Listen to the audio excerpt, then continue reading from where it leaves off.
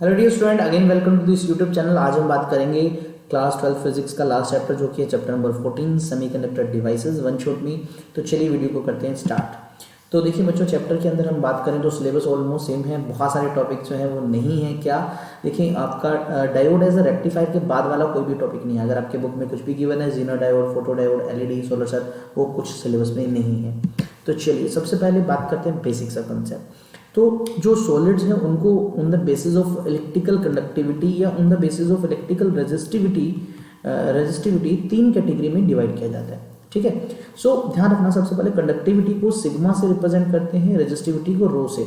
आपस में इनका रिलेशन क्या होता है? Sigma is equals to 1 by rho या rho is equals to 1 by sigma. तो हमें एक की वैल्यू पता है तो दूसरे का जस्ट रेसिप्रोकल कर दो, हम वैल्यू निकाल सकते हैं। सिग्मा कंडक्टिविटी, रो रेजिस्टिविटी। रेजिस्टिविटी होती है ओम मीटर में, तो आपका ये जो होता है ये सीमन पर मीटर या पर ओम पर मीटर।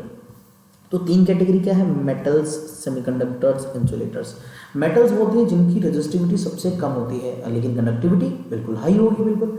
तो इनकी रेजिस्टिविटी की वैल्यू 10⁻² से 10⁻Ω मीटर रहती है। और कंडक्टिविटी बच्चों जस्ट इसका साइन चेंज कर दीजिए, आप इजीली लिख सकते हो और यूनिट चेंज कर दीजिए। इंसुलेटर की वही रेजिस्टिविटी सबसे ज़्यादा होती है, कंडक्टिविटी सबसे कम। तो इनकी रेजिस्टिविटी 10⁻11 से लेके 10⁻19 ओम मीटर तक होती है। कंडक्टिविटी अगेन निकाल सकते हो। फिर आती है बारी एक ऐसी कैटेगरी की जो इन दोनों के बीच में है, ना मेटल्स ना इंसुलेटर्स, बीच की कैटेगरी सेमीकंडक्टर्स। वो जिनकी कंडक्टिविटी इन दोनों की वैल्यू के बीच में होती है, रेजिस्टिविटी भी इन दोनों के बीच में होती है। तो इनकी जो रेजिस्टिविटी होती है 10⁻5 से 10⁻6 ओम मीटर होती है। सो ये on the basis of conductivity और रेजिस्टिविटी की वैल्यूज के बेसिस पे है। ये जो डेटा है ये एनसीईआरटी का है, तो आप इसी के अकॉर्डिंग ही याद कीजिए।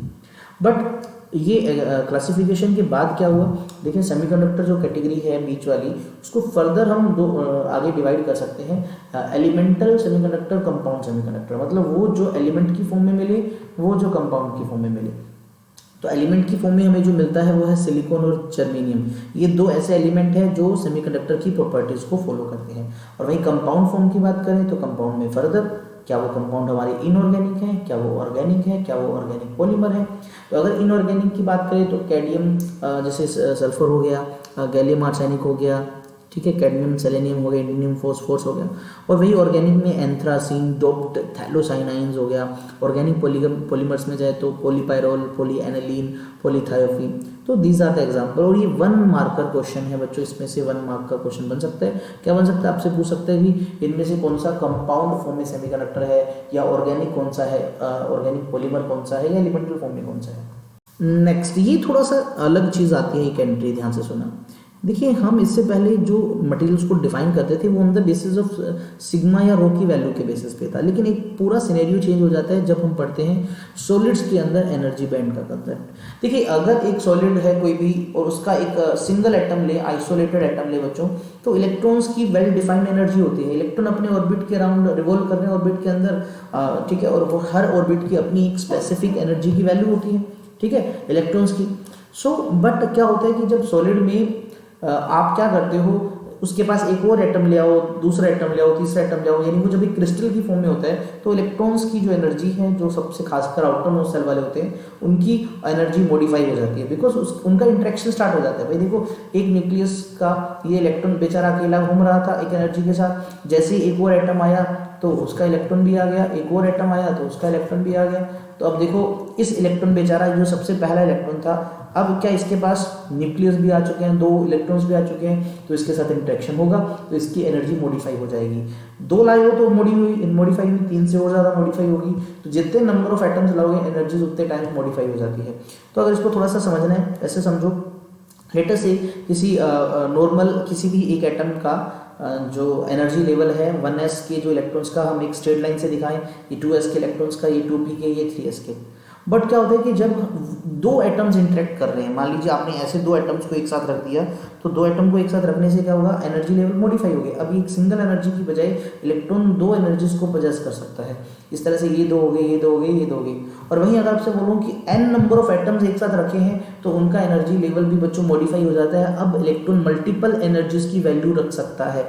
तो अब क्या है, सिंगल एनर्जी लेवल ना रह के मल्टीपल एनर्जी लेवल्स के ग्रुप बन जाते हैं। देखो बच्चों, ये छोटे छोटे एनर्जी लेवल्स का ग्रुप बन गया और इन एनर्जी लेवल्स के ग्रुप को हम एक टर्म बोलेंगे बैंड, इनको हम एनर्जी बैंड बोल देंगे। ठीक है, क्या बोल देंगे? Energy band. एनसीईआरटी में भी एक कंसेप्ट है, इसी को बता रखा है एग्जाम्पल लेके। ठीक है, जनरली आप अगर देखें तो किसी भी इलेक्ट्रॉन का, ये सबसे पहले शेल की हम बात करें, जो अंदर वाले होते हैं इनर मोस्ट शेल, उन पे ज़्यादातर फर्क नहीं पड़ता। ठीक है, और बाहर वाले शेल हैं, लेटर से हम उनको रिप्रेजेंट कर रहे हैं। ये तो होता क्या है जनरली, अगर हम बात करें सिलिकॉन की, तो आपको सिलिकॉन का पता होगा, जो है एटॉमिक नंबर है 14 है, यानी अगर हम कॉन्फ़िगरेशन की बात करें 284 से रिप्रेजेंट कर सकते हैं, या अगर हम लिखें तो 1s2 3s2 3p2 ऐसे लिख सकते हैं। तो ये जो बच्चे हैं, ये जो है आप देख सकते हो, ये सबसे आउटर मोस्ट शेल है, तो सबसे ज़्यादा इफेक्ट जो है इसी पे पड़ेगा, वैलेंस इलेक्ट्रॉन्स पे पड़ेगा। ठीक है, तो आप बोल सकते हैं कि P में 2 होते हैं तो ये P वाली स्टेज को दिखा रहा है, S वाले 2 होते हैं तो S की स्टेज को दिखा रखा है, ये P के अंदर 2 होते हैं, ये दिखा रखा है। टोटल तो 8 की जगह होती है, P में 6 की जगह होती है, 2 उसमें इलेक्ट्रॉन है तो ये उसको दिखा रखा है। और ये इनर शेल है, हम इनर शेल को ऐसे दिखा देते हैं जनरली। कुछ ऐसा समझो भाई, जब एक एटम अकेला है तो उनके एनर्जी लेवल शार्प होते हैं, ये एनर्जी लेवल्स हैं। ठीक है, और लेटर से एक और एटम आया, एक और एटम आया, ऐसे मल्टीपल एटम आए। ठीक है, तो हम 2 को ही कंपेयर करें, मल्टीपल की बजाय 2 को कंपेयर करते हैं। लेटर से ये दूसरा एटम आया, इनके बीच का डिस्टेंस लेटर से d है, इस d को चेंज करते हैं हम और चेक करते हैं कि इनकी एनर्जी लेवल्स पे क्या फर्क पड़ता है। तो पहले ये d बहुत दूर है तो इनके एनर्जी लेवल ऑलमोस्ट 8 होते हैं।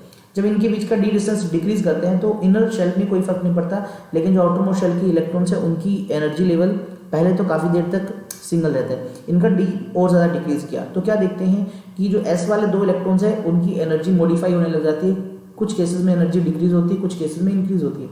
ऐसे ही ऊपर वाले जो 3p2 के इलेक्ट्रॉन उनके साथ भी बिल्कुल ऐसा होता है। तो फर्दर जैसे जैसे डिस्टेंस डिक्रीज करते रहते हैं बच्चों इनके बीच का, आप क्या देखोगे कि इनकी एनर्जी लेवल्स फर्दर डिक्रीज होती रहती है। एक टाइम ऐसा आता है कि रीजन कॉमन हो जाता है, यहाँ से यहाँ देखो आप, एक कॉमन रीजन बन गया यहाँ पर, ये जो सी रीजन देख रहे हो। फिर डिस्टेंस बहुत ज़्यादा कम करने पर क्या देखते हो कि एक नीचे एनर्जी लेवल्स का एक ग्रुप बन जाता है, इतना ये डिफरेंट एनर्जी लेवल्स का एक ग्रुप बन गया, और एक ऊपर एनर्जी लेवल्स का ग्रुप बन जाता है बच्चों। ये जो नीचे एनर्जी लेवल्स का ग्रुप बनता है, लो एनर्जी लेवल्स का ग्रुप, इसको जनरली हम बोल देते हैं वैलेंस बैंड। देखो क्योंकि एनर्जी के लेवल्स के ग्रुप को तो बैंड बोल रहे हैं, ऐसे ही जो अपर एनर्जी लेवल्स का जो बैंड बन जाता है उसको बोल देते हैं कंडक्शन बैंड। आप बोल सकते हो कि इसमें जो इलेक्ट्रॉन्स है वो वैलेंसी के लिए रिस्पॉन्सिबल है, और उनको अगर एनर्जी मिल जाती है तो वो कंडक्टिविटी कर देंगे, और ये जो बीच का गैप है इसको एनर्जी गैप बोल देते हैं। अब इसको डिफाइन करते हैं हम सिंपल तरीके से, बहुत सिंपल तरीके से, तो अब तीनों को डिफरेंट तरीके से पढ़ेंगे। वैलेंस बैंड, देखिए ऐसा ग्रुप ऑफ एनर्जी लेवल्स जिसके अंदर वैलेंस इलेक्ट्रॉन्स होते हैं उनको जस्ट सिंपली वैलेंस बैंड बोल दो। ये जो वैलेंस बैंड है ये लो एनर्जी वाले लेवल्स होते हैं, और अगर हम बात करें या तो ये पार्शियली फिल्ड होंगे या ये कंप्लीटली फिल्ड होगा, कभी भी ये खाली नहीं होगा, ध्यान रखना, वैलेंसी वाला खाली होगा ही नहीं। फिर आती है कंडक्शन बैंड की बारी, तो ये हायर एनर्जी लेवल बैंड होता है जिसके अंदर क्या होता है बच्चों, कंडक्शन इलेक्ट्रॉन्स होते हैं which are free electrons which are responsible for conductivity. और ये बच्चों ध्यान रखना, ये बैंड जो है या तो ये बिल्कुल खाली होगा, या तो कोई कंडक्ट कर नहीं रहा, या ये पार्शियली फिल्ड होगा, कभी भी पूरा भरा नहीं हो सकता। किसी भी मेटल के, किसी भी एलिमेंट के सारे इलेक्ट्रॉन थोड़ी फ्री हो जाएंगे कंडक्टिविटी के लिए। फिर आता है फॉरबिडन एनर्जी गैप। भाई वैलेंस बैंड और कंडक्शन बैंड को अगर रिप्रेजेंट करें तो सिंपल आप इस तरह से बॉक्स में दिखा सकते हो इनको, ठीक है। अपर वाला जो है कंडक्शन बैंड, नीचे वाला है वैलेंस बैंड। और जनरली लेवल्स इसके दिखाने तो आप इसमें 3-4 बच्चों लाइनें बना सकते हैं। लाइनें इंडिकेट करते हैं कि भाई ये मल्टीपल एनर्जी लेवल्स का ग्रुप है, और इनके बीच का ये जो गैप देख रहे हो दिस इज एनर्जी गैप या फॉरबिडन एनर्जी गैप, ईजी से लिख देते हैं इसको, forbidden energy gap, the gap between conduction band and valence band. So actual में ये जो एनर्जी का गैप है, एनर्जी जनरली इलेक्ट्रॉन वोल्ट में हम मेजर करते हैं, आपको पता है। और ये सबसे नीचे वाला इसका लेवल है तो इसकी एनर्जी को E ऑफ C भी लिख सकते हो, और ये सबसे ऊपर वाला तो इसको EV ऑफ V भी लिख सकते हो, और EG इन दोनों के बीच का गैप हो गया। अब हमने क्या देखा यार, जितने भी अलग अलग मटेरियल्स हैं उन सबका एनर्जी गैप अलग अलग है, मेटल्स का, सेमीकंडक्टर का, इंसुलेटर का। तो हमने इस एनर्जी गैप के बेसिस पे फर्दर क्लासिफिकेशन की मटेरियल्स की, उनको कंडक्टर, इंसुलेटर और सेमीकंडक्टर, किसके बेसिस पे, एनर्जी बैंड डायग्राम पे, और उनके खासकर एनर्जी गैप के बेसिस पे। तो क्या क्या कैटेगरी बनाई, देखो सबसे पहले कंडक्टर्स क्या होते हैं। तो कहा गया देखो जिनका ये जो फॉरबिडन एनर्जी गैप है EG, या तो ये 0 हो, मतलब इसकी वैल्यू हो ही ना, ठीक है, तो उसको हम कंडक्टर बोलेंगे। तो बोल सकते हो कि इलेक्ट्रॉन जो है, अगर भाई EG 0 है तो इलेक्ट्रॉन इजीली वैलेंस बैंड से जंप करके कहाँ चला जाएगा, कंडक्शन बैंड में चला जाएगा, और कंडक्शन बैंड में जाते ही वो बच्चों कंडक्टिविटी के लिए रिस्पॉन्सिबल होगा, और कंडक्टर में होता भी ऐसे है तो इनके पास फ्री इलेक्ट्रॉन होते हैं। अब इसके भी आगे फर्दर 2 कैटेगरी हो सकती है। हो सकता है कि जो इलेक्ट्रॉन है वो सेम एनर्जी बैंड में हो, हो सकता है कि वो एक एनर्जी बैंड से दूसरे में जाए। अब यानी आप बोल सकते हो कंडक्टर के बच्चों दो ग्राफ पॉसिबल है। पहला जनरली सोडियम जैसे मेटल्स के लिए, मोनोवैलेंट मेटल्स के लिए ग्राफ कुछ ऐसा होता है बच्चों कि अगर मैं इलेक्ट्रॉन एनर्जी को दिखाऊं तो ये जनरली वैलेंस बैंड होता है, ये जनरली कंडक्शन बैंड होता है। ठीक है, इनका बीच का जो गैप है बहुत कम होता है, Eg जो है 0 होता है, तो इजीली वैलेंस बैंड वाला इलेक्ट्रॉन अवेलेबल होता है कंडक्शन के लिए। और वहीं हम डाइवैलेंट की बात करें जैसे जनरली मैग्नीशियम जैसे के लिए आप बोल सकते हो कि उनका एनर्जी गैप जो है वो ओवरलैप होता है। अगर आप देखो जरा ये जो है इतना, ये आप इस तरह से बना सकते हो इसको अलग से, एक बना दिया दूसरा उसी के ऊपर दिखा दिया, तो इससे ओवरलैपिंग होगी। ओवरलैपिंग होने का मीनिंग क्या होगा कि कुछ वैलेंस बैंड के इलेक्ट्रॉन ऑलरेडी कंडक्शन बैंड वाले रीजन में भी तो हैं। ठीक है, सो ट्रांजिशन बहुत इजी होगा, सिंपली यार ट्रांजिशन करने की जरूरत नहीं पड़ेगी क्योंकि इनके ओवरलैप बैंड है। तो ये जो ग्राफ है ये आपका किसका होता है, ये कंडक्टर्स का भी होता है। ये भी टेम्परेचर का क्या इफेक्ट पड़ता है जनरली बच्चों कंडक्टर्स में जैसे ही टेम्परेचर इंक्रीज करते हैं तो फ्री इलेक्ट्रॉन्स इतने ज़्यादा इंक्रीज नहीं होते, बहुत ज़्यादा रिलीज नहीं होते, लेकिन उनका कोलिजन बहुत ज़्यादा बढ़ जाता है और कोलिजन बढ़ने से उनकी रेजिस्टिविटी इंक्रीज होती है। तो ये हम चैप्टर नंबर 3 में पढ़ चुके हैं। सो बोल सकते हो टेम्परेचर इंक्रीज करने से कोलिजन इंक्रीज हुआ जिससे रेजिस्टिविटी या रेजिस्टेंस कंडक्टर्स का इंक्रीज होता है और इनका टेम्परेचर कोफिशिएंट पॉजिटिव होता है अल्फा। ये चैप्टर 3 की बात है। फिर आती हमारी इंसुलेटर्स की। इंसुलेटर वो सब्सटेंस होते हैं जिनका एनर्जी गैप Eg है वो मोर देन 3 इलेक्ट्रॉन वोल्ट हो, अप टू 7 इलेक्ट्रॉन वोल्ट बोल सकते हैं, लेकिन 3 से ज़्यादा हो। तो Eg must be greater than and equal to 3 to 7 electron volt, तो इसको हम इंसुलेटर्स बोलते हैं। गैप अच्छा खासा होता है, देख सकते हो आप यहाँ पर एक एनर्जी गैप बना रखा है। ये ऊपर वाला जनरली क्या होता है बच्चों, कंडक्शन बैंड होता है। ठीक है, ये खाली है और ये वैलेंस बैंड है और इनका गैप देख लो अच्छा खासा हमने दिखा रखा है। ठीक है, सो ये बहुत लार्ज गैप है जिससे इलेक्ट्रॉन नहीं पहुंच पाते ऊपर, और इलेक्ट्रॉन अगर नहीं पहुंच पाएगा तो दैट्स वाई वो इंसुलेटर की कैटेगरी में आता है। फिर बारी आती है भाई सेमीकंडक्टर गैप। तो वो सॉलिड्स जिनका एनर्जी गैप जो है वो 3 इलेक्ट्रॉन वोल्ट से कम होता है, अप्रोक्सीमेटली ये बच्चों 1 इलेक्ट्रॉन वोल्ट के आसपास मिलते हैं तुम्हें, तो इनको हम सेमीकंडक्टर बोलते हैं। ग्राफ देखो आप, इनका जो एनर्जी गैप है तो हम अगर बना दें बच्चों इस तरह से, तो ये कंडक्शन बैंड है और नीचे वाला वैलेंस बैंड है, तो ये energy gap less than 3 electron volt है।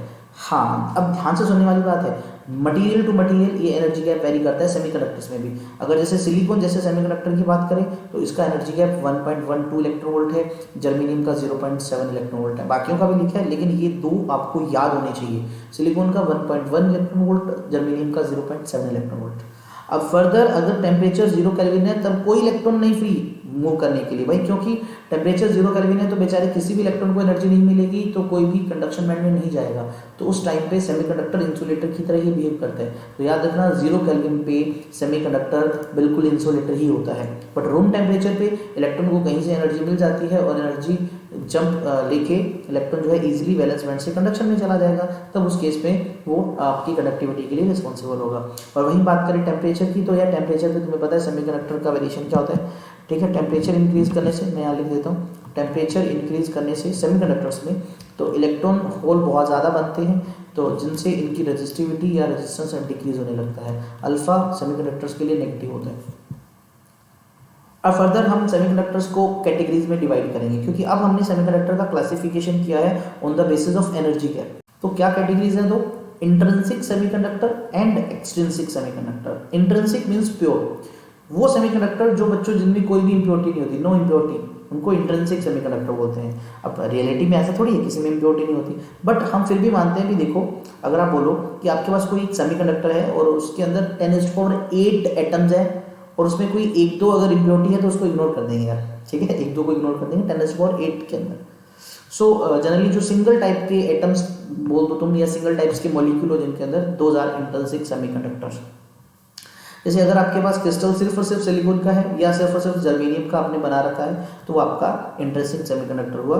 तो जनरली आपको पता है टेट्राहेड्रल स्ट्रक्चर बनाता है यार एक इसका, और अगर हम क्रिस्टल को रिप्रेजेंट करें तो जैसे आप देख लो ये जर्मेनियम का क्रिस्टल है 0 केल्विन टेम्परेचर पे, 0 के मतलब ओके नहीं है, 0 के है 0 केल्विन पे। तो आपने क्या करना है, इस तरह से जर्मेनियम को दिखाया मैंने, इसके एटम्स को दिखाया बच्चों, और आपको पता है जर्मेनियम जो है वो या सिलिकॉन जो है इनके आउटर मोस्ट में 4 इलेक्ट्रॉन है, जनरली कोवलेंट बॉन्ड बनाते हैं, एक दूसरे के साथ शेयरिंग करते हैं। तो जैसे ये सेंटर, आप चाहो तो ये सेंटर वाला दिखा दो, बाकी बॉन्डिंग दिखा सकते हो, अदरवाइज इस तरह से पूरा क्रिस्टल बनाओगे तो बेस्ट रहता है। तो जैसे ये जर्मेनियम का एक सिग्नल दिखाता हूँ, तो जर्मेनियम है तो बेचारे के पास खुद के तो 4 इलेक्ट्रॉन्स हैं, लेकिन ये एक एक पड़ोसियों से भी लेता है तो इसलिए शेयर करता है।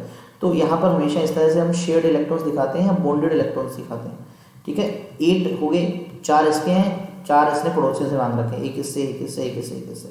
तो अगर ये जो लाइंस तुम देख रहे हो ब्लैक कलर की, ये कोवेलेंट बॉन्ड को रिप्रेजेंट करती हैं, और इसमें तुम ये जो सर्कल्स देख रहे हो, डॉट देख रहे हो, एक्चुअली में बॉन्डेड इलेक्ट्रॉन्स है, एक खुद का है और एक पड़ोसी से मांग रखा है, शेयरिंग कर रहे हैं ये वाले। तो ये एक सिंपल क्रिस्टल स्ट्रक्चर है किसका, एक सिलिकॉन या जर्मेनियम का, यहाँ पर जर्मेनियम का बनाया, तुम चाहो तो जी की जगह ऐसा ही लिख के सिलिकॉन का क्रिस्टल बना सकते हो, बुक टू बुक वेरी करता है, ये आप पे डिपेंड करता है, कोई भी बना लो, लेकिन ये सेमीकंडक्टर है। कुछ बुक्स में जैसे एनसीईआरटी में बच्चों ये जर्मेनियम या सिलिकॉन ना लिख के 4 लिख दिया, 4 लिखने का मतलब 4 आउटर मोस्ट शेल में इनके इलेक्ट्रॉन्स होते हैं, 4 वैलेंसी वाले होते हैं, इसलिए इनको 4 भी लिखा होता है कुछ बुक्स में, एनसीईआरटी में ये है। अब बात करते हैं भी होगा क्या।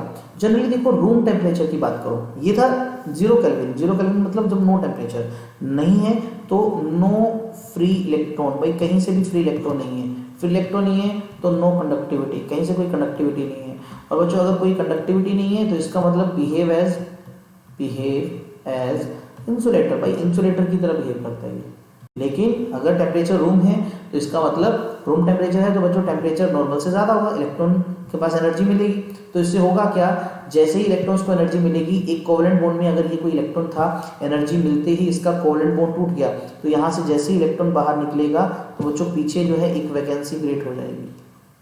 तो कुछ इस तरह से आप बना सकते हो, तो इस तरह से एक वैकेंसी क्रिएट होगी क्योंकि इलेक्ट्रॉन वहाँ से निकल गया, ठीक है। तो इलेक्ट्रॉन ही आ गया और जो वैकेंसी क्रिएट हुई बच्चों उसको जनरली बोल देते हैं होल। तो आप बोल सकते हो on gaining energy electron hole pair is produced by breaking of covalent bond. तो जब एक इलेक्ट्रॉन मूव करता है एक कोवेलेंट बॉन्ड से तो एक वैकेंसी क्रिएट होती है and this vacancy is known as hole, ठीक है। तो इस तरह से एक इलेक्ट्रॉन बना और एक होल बना। जैसे ये इलेक्ट्रॉन फ्री है मूव करने के लिए, वैसे ही होल भी जो है बच्चों को मूव कर सकते हैं क्रिस्टल में एक प्लेस से दूसरे प्लेस। बोलोगे सर होल कैसे मूव करते हैं, सोचो अगर कोई इलेक्ट्रॉन आके इस होल को भर देगा तो जहाँ से वो आया वहाँ पर होल क्रिएट हो गया, है ना। तो जैसे इस तरह से ये एक इलेक्ट्रॉन है, ये भी एक इलेक्ट्रॉन है, ये भी एक इलेक्ट्रॉन है और बच्चों ये एक होल है खाली। सोचो अगर यहाँ से किसी तरह से एक इलेक्ट्रॉन निकल के इसको फिल कर देता है तो यहाँ पर होल क्रिएट हो गया। अगर ये इलेक्ट्रॉन आके इसको फिल कर देता है तो ये होल यहाँ क्रिएट हो गया। तो hole also can travel opposite to the direction of electron. तो कंक्लूजन क्या निकलता है स्पेस से कि अगर आप इस क्रिस्टल को देखो तो यहाँ पर क्या दिखाता है कि टेम्परेचर इंक्रीज करने से यहाँ से एक इलेक्ट्रॉन बाहर निकल गया कोवेलेंट बॉन्ड से और पीछे एक वैकेंसी क्रिएट कर दी, होल बन गया। तो बोल सकते हो कि on room temperature covalent bonds starts breaking which produce pair of electron hole के पेयर रिलीज होते हैं, बन जाते हैं, दोनों मूव कर सकते हैं। अब एनर्जी बैंड डायग्राम थोड़ा सा समझने वाला बच्चों। पहला डायग्राम तुम देख सकते हो ये 0 केल्विन का दे रखा है, ठीक है। 0 केल्विन पे ये नीचे वैलेंस बैंड है, ऊपर है जो कंडक्शन बैंड, ठीक है। तो आप चाहो तो देखो इनमें लाइनें दिखा सकते हो, लाइनें इंडिकेट करती है एनर्जी लेवल। तो 0 केल्विन पे सारे के सारे इलेक्ट्रॉन्स देखो आप, सारे के सारे सिर्फ और सिर्फ कोवेलेंट आपके वैलेंस बैंड में है। कोवेलेंट बॉन्ड एकदम आपका कंडक्शन बैंड एकदम खाली है क्योंकि कंडक्टिविटी होती नहीं है, ठीक है। और देखो इनमें इलेक्ट्रॉन्स दिखाने का तरीका देखो जरा पैटर्न, 2 इलेक्ट्रॉन यहाँ दिखाए, 2 इलेक्ट्रॉन यहाँ दिखाए, इस तरह से आप भी इस तरह से दिखाएं, लाइनों में लेवल्स में दिखाएं, क्योंकि एक साथ खोज नहीं होगी, 2-2 आप हर लाइन में इलेक्ट्रॉन्स दिखा सकते हो। लेकिन सारे के सारे इलेक्ट्रॉन अभी वैलेंस बैंड में है क्योंकि इलेक्ट्रॉन्स को कंडक्शन बैंड में जाने के लिए एनर्जी चाहिए, एनर्जी गैप के जितना, लेकिन 0 केल्विन पे तो एनर्जी होती नहीं उसके पास, तभी तो इंसुलेटर का बिहेव किया। फिर बारी आती है बच्चों रूम टेम्परेचर पे। रूम टेम्परेचर पे यानी when temperature is greater than 0 kelvin, तो उस केस में क्या होगा, कुछ इलेक्ट्रॉन निकल जाएंगे। देखो अब सोचो जरा, सबसे पहले ऊपर वाले लेवल वाले निकलेंगे जिनकी पास एनर्जी कम है। तो सोचो यहाँ से एक इलेक्ट्रॉन मूव होके बच्चों ये आया लेटर से, तो जैसे इलेक्ट्रॉन ऊपर गया तो यहाँ पर एक वैकेंसी क्रिएट होगी, इसलिए इसको आप देखो होल दिखा रखा है, ऐसे खाली दिखा रखा है ना। तो ऐसे ही यहाँ पर आप देखो 4 अगर होल दिखा रखे हैं तो 4 होल का मतलब 4 इलेक्ट्रॉन निकले, वो फ्री हुए, वो कहाँ गए, वो आपके कंडक्शन बैंड में चले गए। देख लीजिए आप ऊपर दिखाएंगे तो ट्रांजिशन में हमेशा एक एरो बना के अगर आप ऊपर दिखा रहे हो इलेक्ट्रॉन को तो नीचे इसका मतलब क्या क्रिएट हो गया, होल क्रिएट हो गया, बिकॉज ये कोवेलेंट बॉन्ड की ब्रिकी से बने हैं। तो ध्यान रखना ये रिप्रेजेंटेशन बहुत इंपॉर्टेंट है क्योंकि जनरली इस चैप्टर में ग्राफ और डायग्राम बहुत इंपॉर्टेंट है, एग्जाम में जनरली पूछ लेता है, ठीक है। तो आपको स्पेशली ग्राफ्स की एक अलग जो है PDF जो है मैं एक वीडियो के साथ अटैच करके डाल दूंगा, आप उसको देख सकते हैं। एंड प्लस पूरे चैप्टर्स की जो फॉर्मूलाज हैं उसकी भी एक PDF आपके साथ शेयर हो जाएगी। नेक्स्ट हम बात करते हैं बच्चों, देखो अगर हम इंट्रिंसिक की बात करते हैं तो जब टेम्परेचर इंक्रीज करते हैं तो अभी भी मैंने बताया टेम्परेचर इंक्रीज करने से जो कोवलेंट बॉन्ड है वो क्या हुआ था, कोवलेंट बॉन्ड जो है बच्चों वो ब्रेक हुआ था, और कोवलेंट बॉन्ड के ब्रेक होने से इलेक्ट्रॉन और होल का पेयर क्रिएट हुआ। सोचो जरा, कोवलेंट बॉन्ड टूटने से जितने इलेक्ट्रॉन्स बन रहे हैं होल तो उतने ही बन रहे हैं, ऐसा तो नहीं होगा कि इलेक्ट्रॉन ज्यादा है होल ज्यादा है, नहीं ना, दोनों बराबर होगा। तो इनको, ये जो इलेक्ट्रॉन होल क्रिएट हो रहे हैं इनको जनरली इंट्रिंसिक चार्ज कैरियर्स बोलते हैं। और आपको पता है इसमें जितने नंबर ऑफ इलेक्ट्रॉन्स हैं पर यूनिट वॉल्यूम उतने ही नंबर ऑफ होल्स पर यूनिट वॉल्यूम बनेंगे, इक्वल अमाउंट में होंगे। इसको मैंने रिप्रेजेंट कर दिया Ni से। Ni stands for intrinsic charge density या इंट्रिंसिक चार्ज कंसंट्रेशन। सो आप अगर Ne और NH को मल्टीप्लाई करो, दोनों Ni तो है, तो Ne मल्टीप्लाई बाय NH जो है Ni स्क्वायर के इक्वल होता है। तो ये जो फॉर्मूला है ये यूज हो सकता है, कोई छोटा मोटा MCQ टाइप क्वेश्चन बन सकता है इस फॉर्मूले पे, ठीक है। सो अब बात करते हैं टेम्परेचर का इफेक्ट। तो बच्चों ये इक्वेशन वगैरह आपको याद करने की जरूरत नहीं है, इन जनरल याद कर सकते हो क्या कि अगर हमारे पास एक इंट्रिंसिक चार्ज कैरियर्स है और हम उनका टेम्परेचर जब इंक्रीज करते हैं तो ज्यादा कोवलेंट बॉन्ड टूटेंगे, जिससे इलेक्ट्रॉन होल पेयर भी ज्यादा बनेंगे, नेचुरल सी बात है, जिससे आपका Ni जो है वो स्टार्ट्स इंक्रीजिंग। और अगर Ni इंक्रीज होगा टेम्परेचर इंक्रीज करने से तो ऑटोमेटिक समझ लो कि कंडक्टिविटी इंक्रीज होगी, है ना। तो ध्यान रखना कि कंडक्टिविटी को चेंज करने के लिए एक तो टेम्परेचर रिस्पॉन्सिबल है, दूसरा सेमीकंडक्टर पे भी तो डिपेंड करता है कि हम सिलिकॉन ले रहे हैं जर्मेनियम ले रहे हैं, ठीक है।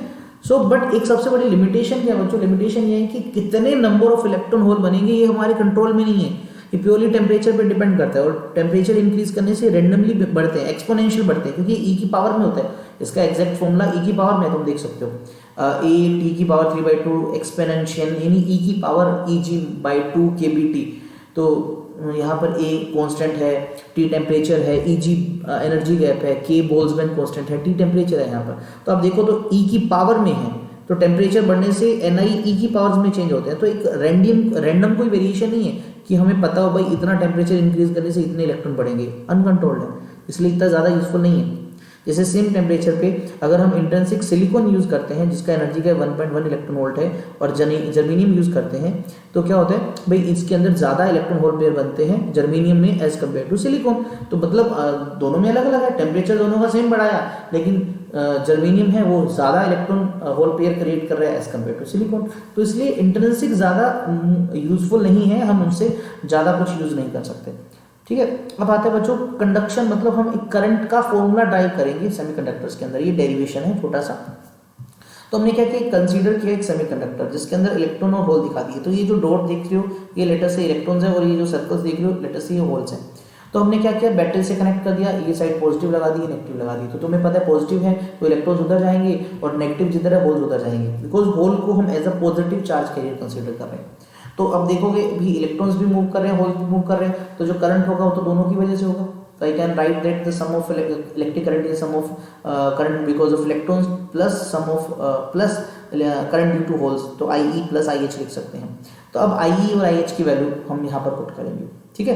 तो देखो हमने एक क्लास की, अगर आपको याद हो चैप्टर नंबर 3, तो हमने ड्रिफ्ट वेलोसिटी और इलेक्ट्रिक फील्ड को कंपेयर किया हुआ है। तो ड्रिफ्ट वेलोसिटी जो बच्चों होता है वो आपका म्यू इंटू ई एक फॉर्मूला होता है। तो अगर आप यहाँ इलेक्ट्रॉन के लिए लिखोगे तो यहाँ पर electric field into mobility of electron, और अगर आप ये होल के लिए लिखोगे तो मोबिलिटी ऑफ होल होगी। तो यहाँ पर ये लिख रखा है इलेक्ट्रॉन की ड्रिफ्ट वेलोसिटी डिपेंड करती है फील्ड अप्लाइड पे। तो प्रोपोर्शनलिटी को हटाया, कांस्टेंट आया म्यू ऑफ ई, ठीक है। माइनस क्यों लगाया, बिकॉज ड्रिफ्ट इलेक्ट्रॉन हमेशा अपोजिट करते हैं फील्ड के, दैट्स वाई माइनस है। ऐसे ही होल की ड्रिफ्ट वेलोसिटी इलेक्ट्रिक फील्ड पे डिपेंड करेगी, इसको हटा के म्यू लगाया मोबिलिटी ऑफ होल, लेकिन यहाँ माइनस नहीं लगाया बिकॉज होल प्लस के है, फील्ड की डायरेक्शन में ही जाएंगे। तो करंट डेंसिटी निकाल दो, करंट डेंसिटी को J से लिखते हैं, करंट डेंसिटी होती है current by area, again chapter number 3 में आता है। फॉर्मूला होता है N यानी नंबर ऑफ इलेक्ट्रॉन्स पर यूनिट वॉल्यूम या नंबर ऑफ चार्ज कैरियर्स पर यूनिट वॉल्यूम, E यानी चार्ज उसका इनटू में ड्रिफ्ट वेलोसिटी, ये नॉर्मल फॉर्मूला होता है। तो अगर ये आप इलेक्ट्रॉन के लिए लिख रहे हो तो Ne नंबर ऑफ इलेक्ट्रॉन्स पर यूनिट वॉल्यूम, चार्ज इलेक्ट्रॉन का minus E, drift velocity VE। अब VE की वैल्यू हमने पुट कर दी ये वाली बच्चों, तो हमारे पास मिल गया Ne into E into mu E into electric field. ऐसे ही हम होल की डेंसिटी निकाल सकते हैं NH into E into mu H into E, ये आ गई।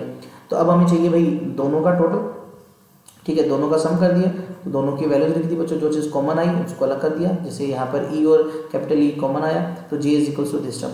अब अगर E को मैं उठा के इधर ले आऊँ ठीक है। या फिर आप थोड़ा सा याद करो, माइक्रोस्कोपिक फॉर्म्स ऑफ ओम लो, जे होता है सिग्मा इंटू ई के इक्वल, तो इस जे को सिग्मा ई रखा, ई से ही कैंसिल, तो सिग्मा यानी कंडक्टिविटी का फॉर्मूला आ गया कि अगर मेरे पास एक सेमीकंडक्टर है जिसमें इलेक्ट्रॉन भी है, होल भी है, तो जो कंडक्टिविटी होगी उसका फॉर्मूला होगा E multiply by number of electrons पर unit volume mobility of electrons plus number of holes पर unit volume mobility of holes.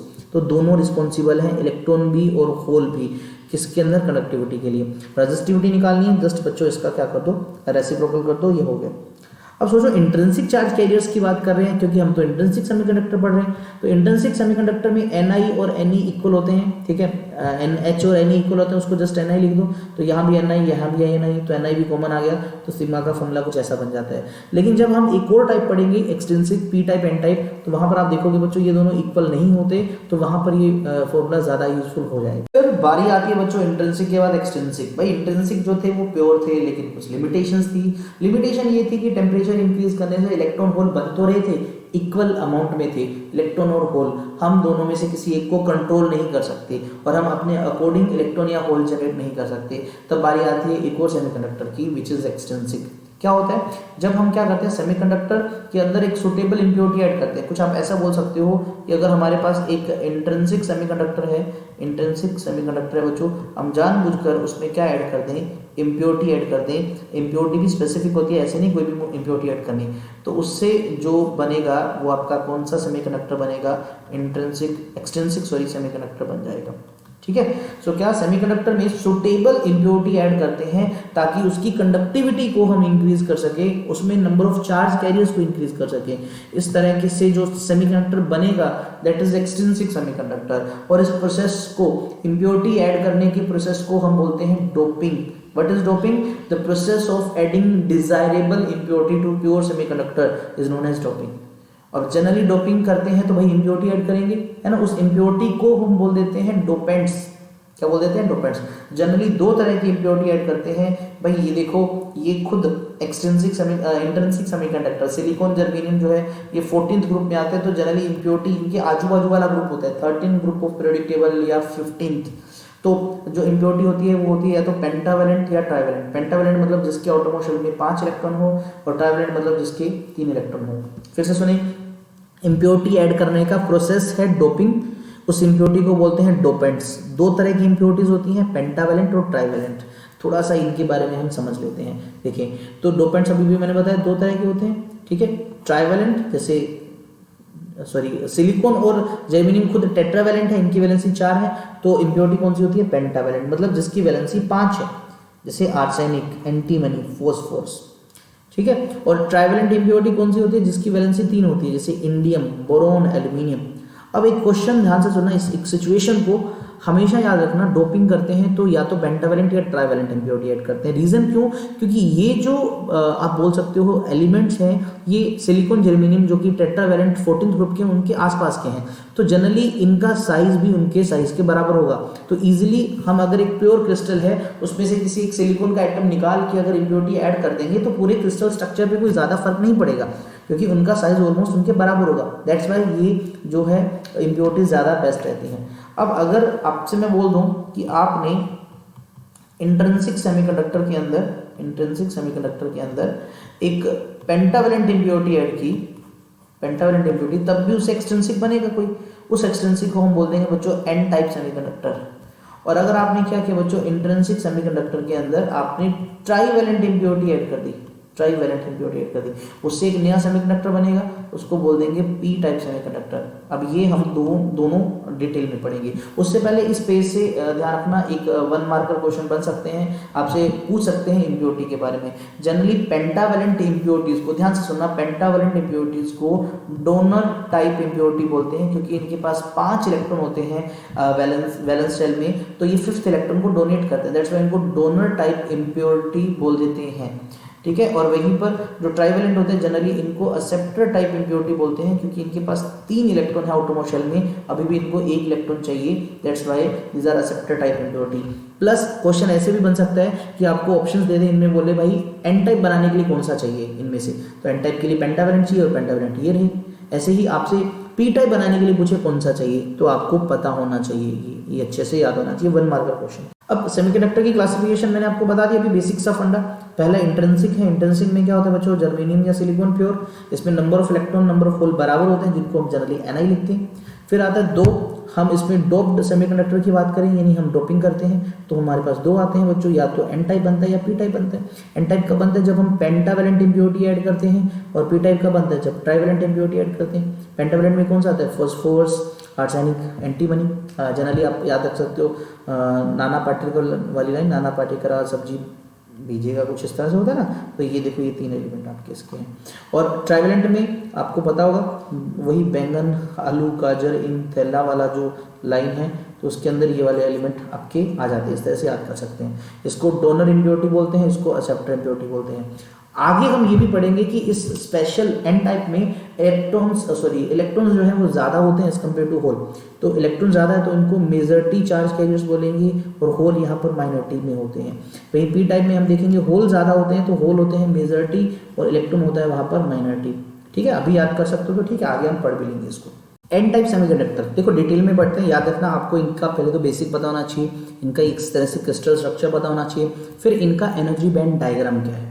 ठीक है, तो एन टाइप है क्या, तो देखिए सेमीकंडक्टर्स ऐसे सेमीकंडक्टर जो कब ऑब्टेन होते हैं, जब हम टेट्रावेलेंट मतलब इंट्रिंसिक वाले जो प्योर वाले हैं उनके अंदर पेंटावेलेंट इम्प्योरिटी ऐड करते हैं। ठीक है, जैसे कि आर्सेनिक, फॉस्फोरस, एंटीमनी, जो कि आपके 5th ग्रुप बोल देते हैं आप उसका, या पीरियोडिक टेबल में जो 30 आपके 15th नंबर पे आते हैं। तो इससे जो बनता है वो एन टाइप सेमीकंडक्टर बन जाता है। याद करने का मैंने तरीका बताया था, और इस इम्प्योरिटी को भी बताया था, इसको डोनर टाइप इम्प्योरिटी बोलते हैं, क्योंकि इनके आउटरमोस्ट शेल में 5 इलेक्ट्रॉन्स होते हैं। अब देखो ये थोड़ा सा क्रिस्टल स्ट्रक्चर आपको इंट्रिंसिक से अलग लग रहा होगा, क्योंकि यहाँ पर उसमें जर्मेनियम था, तो यहाँ पर हमने क्या किया, इम्प्योरिटी एटम ऐड किया, तो यहाँ वाला जर्मेनियम निकाल के उसकी जगह लेटर से हमने फॉस्फोरस ऐड कर दिया। तो फॉस्फोरस का साइज ऑलमोस्ट जर्मेनियम के बराबर है, तभी ऐड कर पाए, क्योंकि इससे क्रिस्टल में कोई फर्क नहीं पड़ेगा, साइज बराबर होना चाहिए, तभी मैंने आपको बताया था।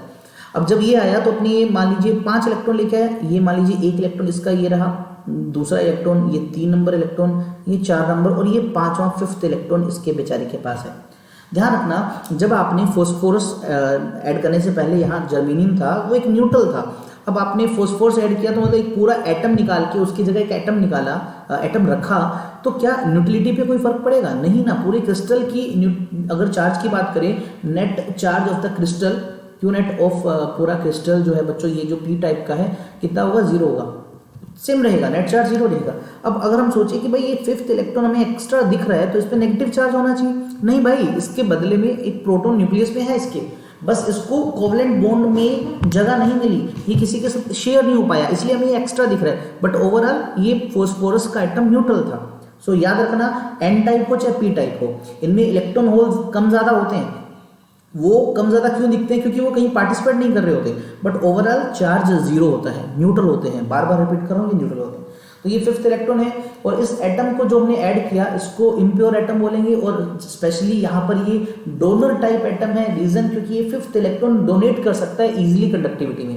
देखो 0 केल्विन पे तो ये 5th इलेक्ट्रॉन भी कहीं नहीं जाएगा, और टेम्परेचर जब इंक्रीज करेंगे तब ये इलेक्ट्रॉन यहाँ से फ्री हो सकता है, कंडक्टिविटी में रिस्पॉन्सिबल होगा। सो जो हमने इस क्रिस्टल में एक एटम ऐड किया तो एक फ्री इलेक्ट्रॉन हमें एक्स्ट्रा मिल रहा है ऑलरेडी। सोचो अगर हम 10,000 इम्प्योरिटी के एटम ऐड करें पूरे बड़े क्रिस्टल में, तो 10,000 इलेक्ट्रॉन ऑलरेडी हमारे पास एक्स्ट्रा है। तो इस तरह से हम नंबर ऑफ इलेक्ट्रॉन होल के साथ खेल खेल सकते हैं, भाई कौन सा ज़्यादा चाहिए कौन सा कम चाहिए। और ये इम्प्योरिटी जो है वो भी 1 पार्ट पर मिलियन होती है बच्चों, ऑलमोस्ट। ये जो डोपिंग का प्रोसेस होता है, इसमें इम्प्योरिटी ऐड करते हैं, तो हम ऑलमोस्ट 1 पार्ट ऐड करते हैं मिलियन के अंदर, बहुत ज़्यादा नहीं होती है अभी। सो अब सबसे पहले देखो क्या पेंटावेलेंट इम्प्योरिटी जो है उसको हमने क्या किया, सब्स्टिट्यूट कर दिया एक जर्मेनियम में, उसकी जगह पे आपको पता है, तो भाई वो अपने 5 इलेक्ट्रॉन लेके आया, 4 शेयर कर रहे हैं नेबर के साथ। 5th इलेक्ट्रॉन जो है वो लूजली बाउंड है, लेकिन बाउंड है अभी भी, उसको बहुत थोड़ी एनर्जी चाहिए फ्री होने के लिए, लेकिन एनर्जी तो चाहिए कितनी, अप्रोक्सीमेटली 0.01 इलेक्ट्रॉन वोल्ट, ठीक है, डी अटैच होने के लिए। अब रूम टेम्परेचर पे उसको वो एनर्जी मिल जाएगी 5th इलेक्ट्रॉन को, और वो इजीली फ्री हो जाएगा। लेकिन अगर बच्चों तुमसे 0 केल्विन पे पूछे, तो 0 केल्विन पे तो वो माइकल आग भी नहीं जाएगा कहीं पर भी, और वो अगर नहीं जाएगा तो प्योरली इंसुलेटर की तरह बिहेव करेगा। लेकिन रूम टेम्परेचर पे ये 5th इलेक्ट्रॉन फ्री होगा, फ्री होते ही भाई इजीली डोनेट कर देगा, इसलिए इसको डोनर एटम बोला हमने। अब इससे क्या होगा, ऑलरेडी इलेक्ट्रॉन्स का नंबर ज़्यादा है होल से। अब बोले सर होल कहाँ से आया, आप सोचो यार टेम्परेचर अगर तुम थोड़ा सा इंक्रीज करते हो तो लेटर से ये कोवेलेंट बॉन्ड टूट गया और ये कोवेलेंट बॉन्ड टूटा तो यहाँ पर भी क्या क्रिएट हो गया, होल क्रिएट हो गया। तो अब 2 इलेक्ट्रॉन्स हैं और 1 होल है, जितने कोवेलेंट बॉन्ड टूटेंगे उतने इलेक्ट्रॉन होल बनेंगे, लेकिन ओवरऑल नंबर ऑफ इलेक्ट्रॉन ज़्यादा रहेंगे किससे, होल से। ठीक है, तो बोल सकते हो कि नंबर ऑफ होल ज़्यादा होते हैं, नंबर ऑफ इलेक्ट्रॉन्स पर यूनिट वॉल्यूम ज़्यादा होते हैं, नंबर ऑफ होल्स पर यूनिट वॉल्यूम कम होते हैं। तो जो ज़्यादा होते हैं उनको बोलते हैं मेजॉरिटी चार्ज कैरियर्स। सो एन टाइप में इलेक्ट्रॉन्स जो हैं वो मेजॉरिटी चार्ज कैरियर्स होते हैं और होल जो है वो माइनॉरिटी चार्ज कैरियर्स होते हैं। ठीक है, इसको याद रखना।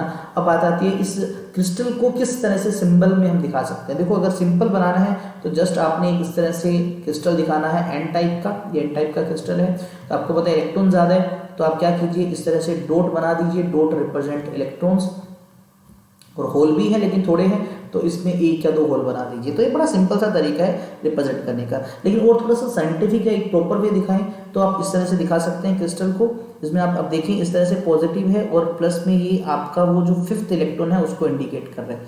तो ये बीच में प्लस क्यों लगाया, सोचो बच्चों अगर ये 5th इलेक्ट्रॉन लॉस कर देगा, यहाँ से 5th इलेक्ट्रॉन फ्री हो जाएगा, लेकिन पीछे ये जो फॉस्फोरस का एटम है ना, इस बेचारे का 1 इलेक्ट्रॉन कम हो गया तो यहाँ पर ये एक आयन बन जाएगा, पॉजिटिव आयन बन जाएगा। ये बहुत इंपॉर्टेंट बात बता रहा हूँ कि ये 5th इलेक्ट्रॉन जैसे ही फ्री होगा तो पीछे ये जो डोनर एटम है यहाँ पर ये एक पॉजिटिव आयन बन जाएगा। लॉस करने के बाद जब तक ये इलेक्ट्रॉन इसके साथ है कुछ नहीं, जैसे ये इलेक्ट्रॉन निकल गया यहाँ से बच्चों तो ये पीछे क्या बच गया, पॉजिटिव आयन बच गया, इसलिए सिंबल ऐसे बनाया है। जब तक इलेक्ट्रॉन है ये पूरा न्यूट्रल है, पूरा न्यूट्रल एटम है, जैसे इलेक्ट्रॉन बाहर चला गया पीछे आपका क्या बच गया, पॉजिटिव चार्ज आयन बन गया वहां पर, वो इमोबाइल आयन्स है।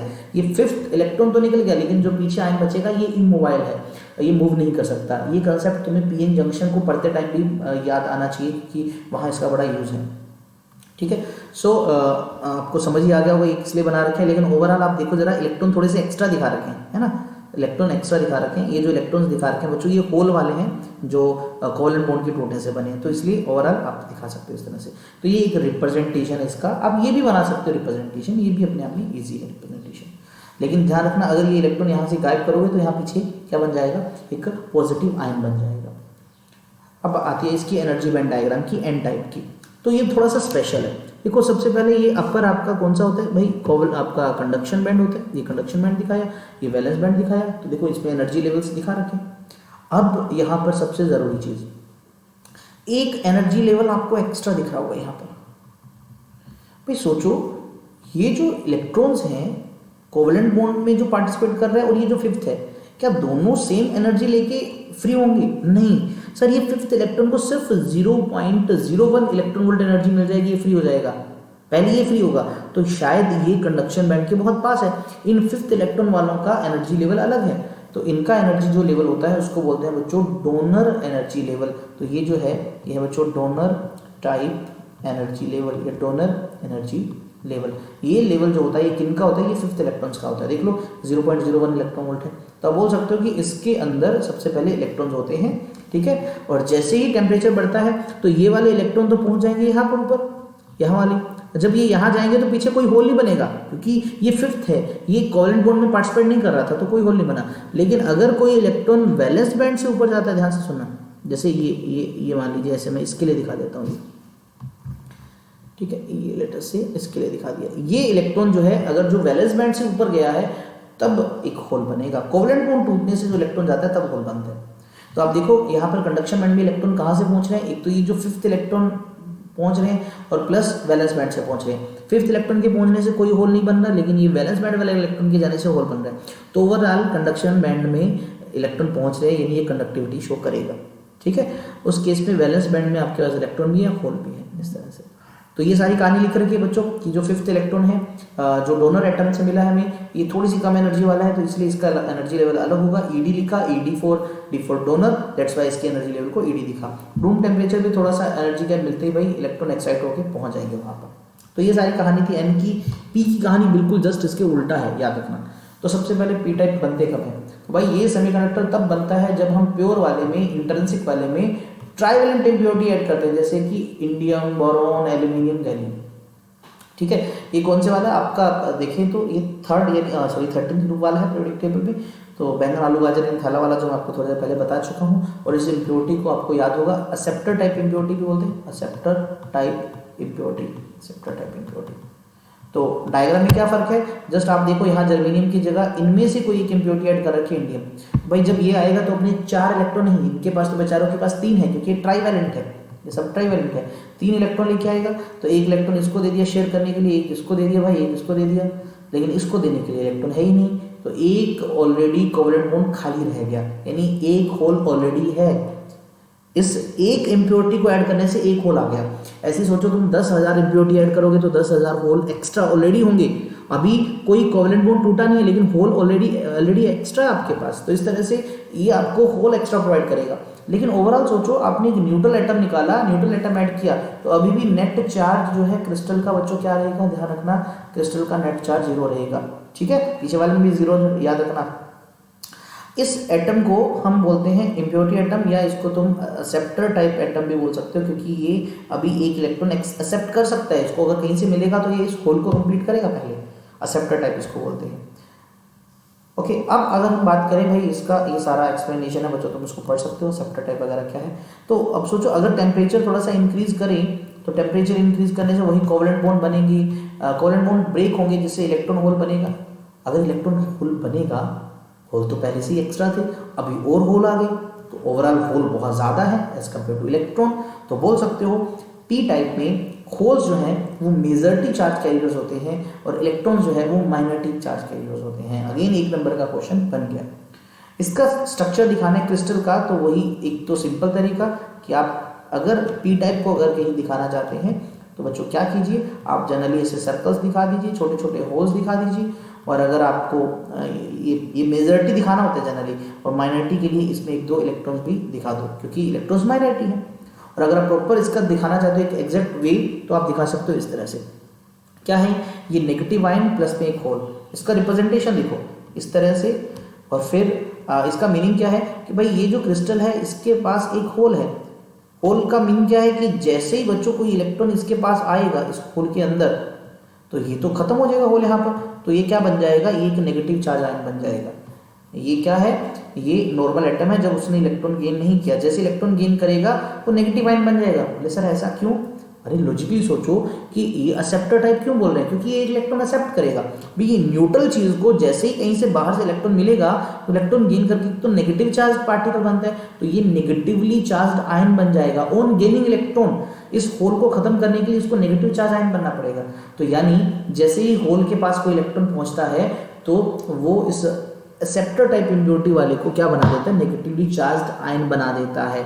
तो याद रखना होल खत्म होते ही नेगेटिव चार्ज आयन बन जाता है, इसलिए सिंबल में ये दिखा रखा है। जब तक साथ होल है तो ये एज अ न्यूट्रल है, जैसे ही होल कवर होगा तो वो आपका नेगेटिवली चार्ज आयन बन जाएगा। लेकिन इसका रोल आपको पीएन जंक्शन डायोड को पढ़ते टाइम ज्यादा पता लगेगा। इसका एनर्जी बैंड डायग्राम बनाए बिल्कुल वैसा ही है बच्चों, बस इसमें एक नया लेवल होता है, नीचे बन जाता है, जो किसके पास होता है बच्चों, जो जनरली वैलेंस बैंड के पास होता है। इस एनर्जी गैप को बोलते हैं acceptor energy level, acceptor energy level या असेप्टर टाइप एनर्जी लेवल। तो इसको आप देख सकते हो ई से रिप्रेजेंट कर रखा है। ये क्या है, ये क्या इंडिकेट कर रहा है। अब जरा सोचो कि अगर कोई कोवलेंट बॉन्ड टूटता है तो उससे इलेक्ट्रॉन फ्री हुआ तो वो पहले इस होल को फिल करेगा, फिर वो बाद में कंडक्टिविटी करेगा, है ना। तो यानी जो इलेक्ट्रॉन वैलेंस बैंड से निकलता है, देखो जो इलेक्ट्रॉन वैलेंस बैंड से निकलेगा, यहाँ पर मैं डायग्राम में ट्रांजिशन शो करता हूँ, वैलेंस बैंड से जो निकलेगा तो सबसे पहले बच्चों यहाँ पर जो होल था उनको फिल करेगा वो, यहाँ वाले होल को। फिर फर्दर जो है इलेक्ट्रॉन जो है ऊपर जाएगा कंडक्शन बैंड में, तब भी होल बनेगा हालांकि, तो वो कंडक्टिविटी के लिए रिस्पॉन्सिबल होगा। पहले इलेक्ट्रॉन जो फ्री होंगे वो खुद के जो एक्सेप्टर वाले होल है उनको फिल करेंगे, फिर अगर वो हो जाते हैं तब वो फर्दर जो है कंडक्टिविटी के लिए रिस्पॉन्सिबल होगा। तो आप देखें यहाँ पर आपको काफ़ी सारे होल दिख रहे हैं, क्योंकि हमें मेजॉरिटी में दिखाना है तो यहाँ पर होल्स हमने ज़्यादा दिखा रखे हैं। और कुछ इलेक्ट्रॉन ऊपर पहुँचे तो भाई रिस्पॉन्सिबल तो इलेक्ट्रॉन ही होते हैं, तो वहाँ पर वो इलेक्ट्रॉन पहुँचा दिए। ये पूरी बच्चों कहानी लिख रखी है इस नए लेवल की, you can easily understand this. अब देखो एक बेसिक सा डिफरेंस एक टेबल वाइज दिखा रखा है, क्योंकि एग्जाम में कई बार आ जाता है कि एन टाइप पी टाइप में डिफरेंस बताओ, तो ये जो टेबल से आपको हेल्प करेगी। आई थिंक सो इसकी सभी चीज़ें मैं आपको बता चुका हूँ। अब इसमें जो मेन चीज़ है वो मैं बता देता हूँ बच्चों, क्या कि इंटर्नशिप में करंट दोनों की वजह से होता है, इलेक्ट्रॉन होल। एन टाइप में जनरली इलेक्ट्रॉन्स की वजह से ज़्यादा होता है, होल आप इग्नोर कर सकते हो, तो current is almost because of electrons, और पी टाइप में almost become because of holes. ठीक है, माइनर टी मेजर टी आपको पता है, इजीली तुम पढ़ सकते हो ये चीज़। तो ये डिफरेंस तुम देख सकते थे जो मैंने पीछे दिखाया था, अभी तुम्हारे पढ़ने के लिए पीडीएफ साथ में मिल जाएगी तुम्हें। अब बारी आती है एक बिल्कुल अलग टॉपिक है इससे, और लास्ट एंडिंग पार्ट में पहुंच रहे हैं हम चैप्टर के, पी एन जंक्शन। एक पी टाइप और एक एन टाइप का कॉम्बिनेशन। तो फर्स्ट ऑफ ऑल ये कॉम्बिनेशन सीधा नहीं है कि एक पी टाइप ले आए एक एन टाइप ले आए सीधा मिला दिया, नहीं, ऐसा पॉसिबल नहीं है। ऐसा पॉसिबल क्यों नहीं? क्योंकि ऐसे ज्वाइन करने से उनका क्रिस्टल स्ट्रक्चर नहीं बन पाएगा। आप बोल सकते हो एक पी टाइप और एन टाइप के क्रिस्टल्स आपस में नहीं मिल पाएंगे। क्या करते हैं, एक सिंगल इंट्रिंसिक सेमीकंडक्टर लेते हैं, उसके आधे पार्ट में डोपिंग करते हैं ट्राइवेलेंट, आधे पार्ट में करते हैं पेंटावेलेंट, और जिससे पीएन जंक्शन को बनाया जाता है। ठीक है, सो होता क्या है पीएन जंक्शन, तो जब एक पी टाइप सेमीकंडक्टर को कनेक्ट करते हैं एन टाइप के, मैंने बोला एटॉमिक लेवल पे कनेक्शन होना चाहिए उनका, कैसे करते हैं मैंने तुम्हें बता दिया। तो उस टाइम पे क्या होता है, उनका जो कनेक्टिंग सरफेस है ना, जो मतलब जहाँ पर वो कॉन्टैक्ट में आते हैं, तो वहाँ पर क्या होता है बच्चों, उनका जो एक कनेक्शन बन जाता है वो जुड़ जाते हैं, और कनेक्शन में हालांकि बहुत कुछ होता है, वो भी डिटेल में पढ़ेंगे। उस जंक्शन को पीएन जंक्शन बोलते हैं। अभी फॉर्मेशन पढ़ना है, नेक्स्ट पेज पे मैं पूरा डिटेल में बताऊंगा, इस पर भी कुछ मिलेगा आपको। होता क्या है, जैसे ही जंक्शन बनाते हैं तो स्पेशल टेक्निक यूज होती है इसके अंदर।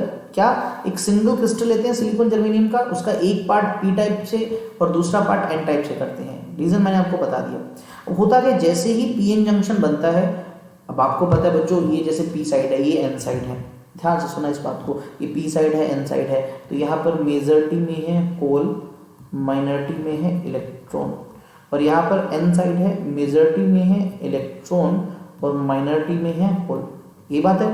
अब आप देखो जरा, इन दोनों रीजन में मेजॉरिटी और माइनॉरिटी का डिफरेंस है, और आप देखिए जरा, जैसे मैं इलेक्ट्रॉन्स की बात करता हूँ, तो इलेक्ट्रॉन्स इस साइड में बच्चों, इस एन साइड में इलेक्ट्रॉन ज्यादा है, पी साइड में कम है। तो ड्यू टू कंसंट्रेशन डिफरेंस, ध्यान रखना, due to concentration difference electron जो है वो दूसरी साइड में जाना स्टार्ट कर देते हैं। तो जैसे जैसे इलेक्ट्रॉन्स जाएंगे एन साइड से पी साइड, भाई क्यों गए, because of concentration difference.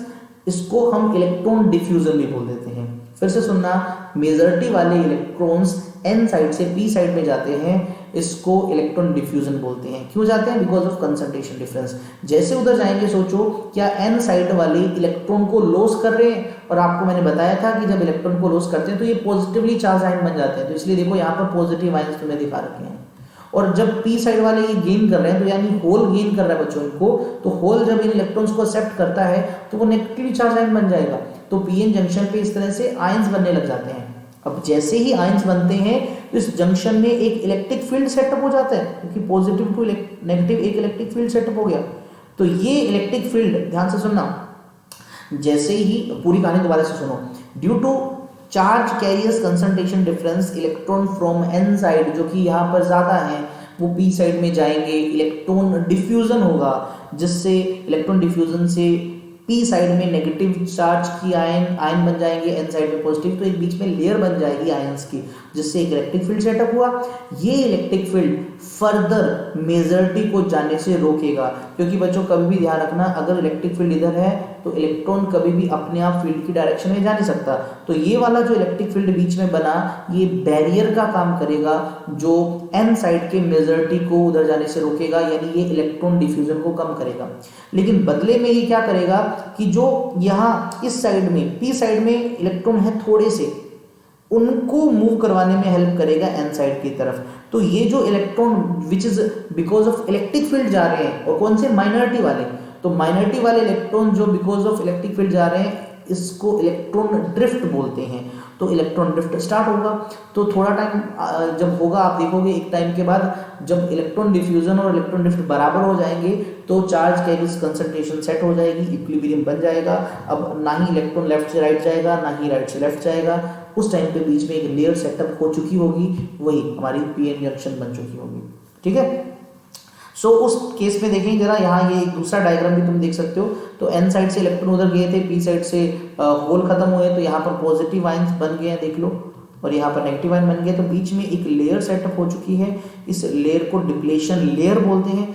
Depletion layer क्यों बोलते हैं, बिकॉज यहाँ पर जो पी साइड में यहाँ पर जो थे बच्चों एटम्स थे, उन्होंने बेचारों ने अपने होल लॉस किए हैं। इनके होल डिप्लीट हुए हैं, और यहाँ जो एन साइड में थे इन बेचारों के इलेक्ट्रॉन खत्म हुए, इनके पास चार्ज कैरियर्स वही तो थे, अब उनके चार्ज कैरियर्स का डिप्लेशन हुआ, दैट्स वाई इसको डिप्लेशन लेयर बोलते हैं। साथ ही साथ यहाँ पर एक फील्ड भी सेटअप हुआ था, उसको बैरियर फील्ड बोल देंगे।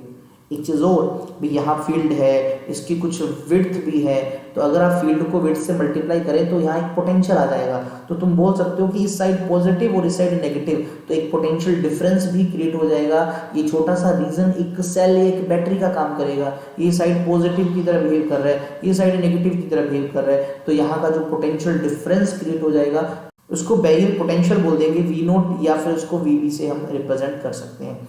ये पूरा जो प्रोसेस है मैंने यहाँ एक्सप्लेन कर रखा है, आप उसको पढ़ सकते हैं, ठीक है। ये डिप्लेशन लेयर बन चुका है बीच में, जिसकी विड्थ को W से या D से आप कोई भी सिंबल यूज कर सकते हो, लिख सकते हैं, और फील्ड आपको पता है इस तरह से सेटअप हो जाता है, उसको बैरियर फील्ड बोल देंगे। तो दोनों साइड में पोटेंशियल का भी डिफरेंस है, तो आप अगर दिखाना चाहें तो बच्चों आप बोल सकते हैं कि इस साइड से दूसरी साइड जाता है तो पोटेंशियल वेरी करता है, और ये इनके बीच का डिफरेंस है, वी नोट लिखो या VB से लिख सकते हो, ठीक है। नाउ ये था इसका डिप्लेशन लेयर का बनने का प्रोसेस, पीएन जंक्शन का फॉर्मेशन। अब ये जो डिप्लेशन लेयर के अक्रॉस पोटेंशियल बन जाता है, जिसको हम बैरियर पोटेंशियल बोलते हैं, इसकी value material to material vary करती है। इसकी वैल्यू सिलिकॉन के लिए 0.7 वोल्ट होती है और जर्मेनियम के लिए 0.3 वोल्ट होती है, ठीक है। फर्दर ये जो बैरियर पोटेंशियल है ये डिपेंड करता है भी हमारा सेमीकंडक्टर कौन सा है, जैसे अभी देखा सिलिकॉन के लिए अलग, जर्मेनियम के लिए अलग, ये टेम्परेचर पे भी डिपेंड करता है, और इवन डोपिंग पे भी डिपेंड करता है कि तुमने डोपिंग कितनी की, बिकॉज अगर हम डोपिंग हाई करते हैं तो डिप्लेशन लेयर पहले से ही थिन मिलती है हमें थोड़ा। देखो जैसे कहते हैं width of depletion layer, depletion layer की विड्थ कितनी होगी, ये डिक्रीज होती है अगर तुम डोपिंग इंक्रीज करोगे। भाई जितना ज्यादा इम्प्योरिटी ऐड करोगे ना तो हमें सेमीकंडक्टर में डिप्लेशन लेयर थिन मिलेगी। आपका 1 मार्क का क्वेश्चन बन सकता है, इसको आप याद रखना, इंपॉर्टेंट है ये पॉइंट। अब बैरियर पोटेंशियल और बैरियर फील्ड का रिलेशन सिंपल यार, ये हमने चैप्टर नंबर 2 में पहले पढ़ा है, E और B का रिलेशन। तो E is equals to V by distance, तो barrier field is equals to barrier potential by D।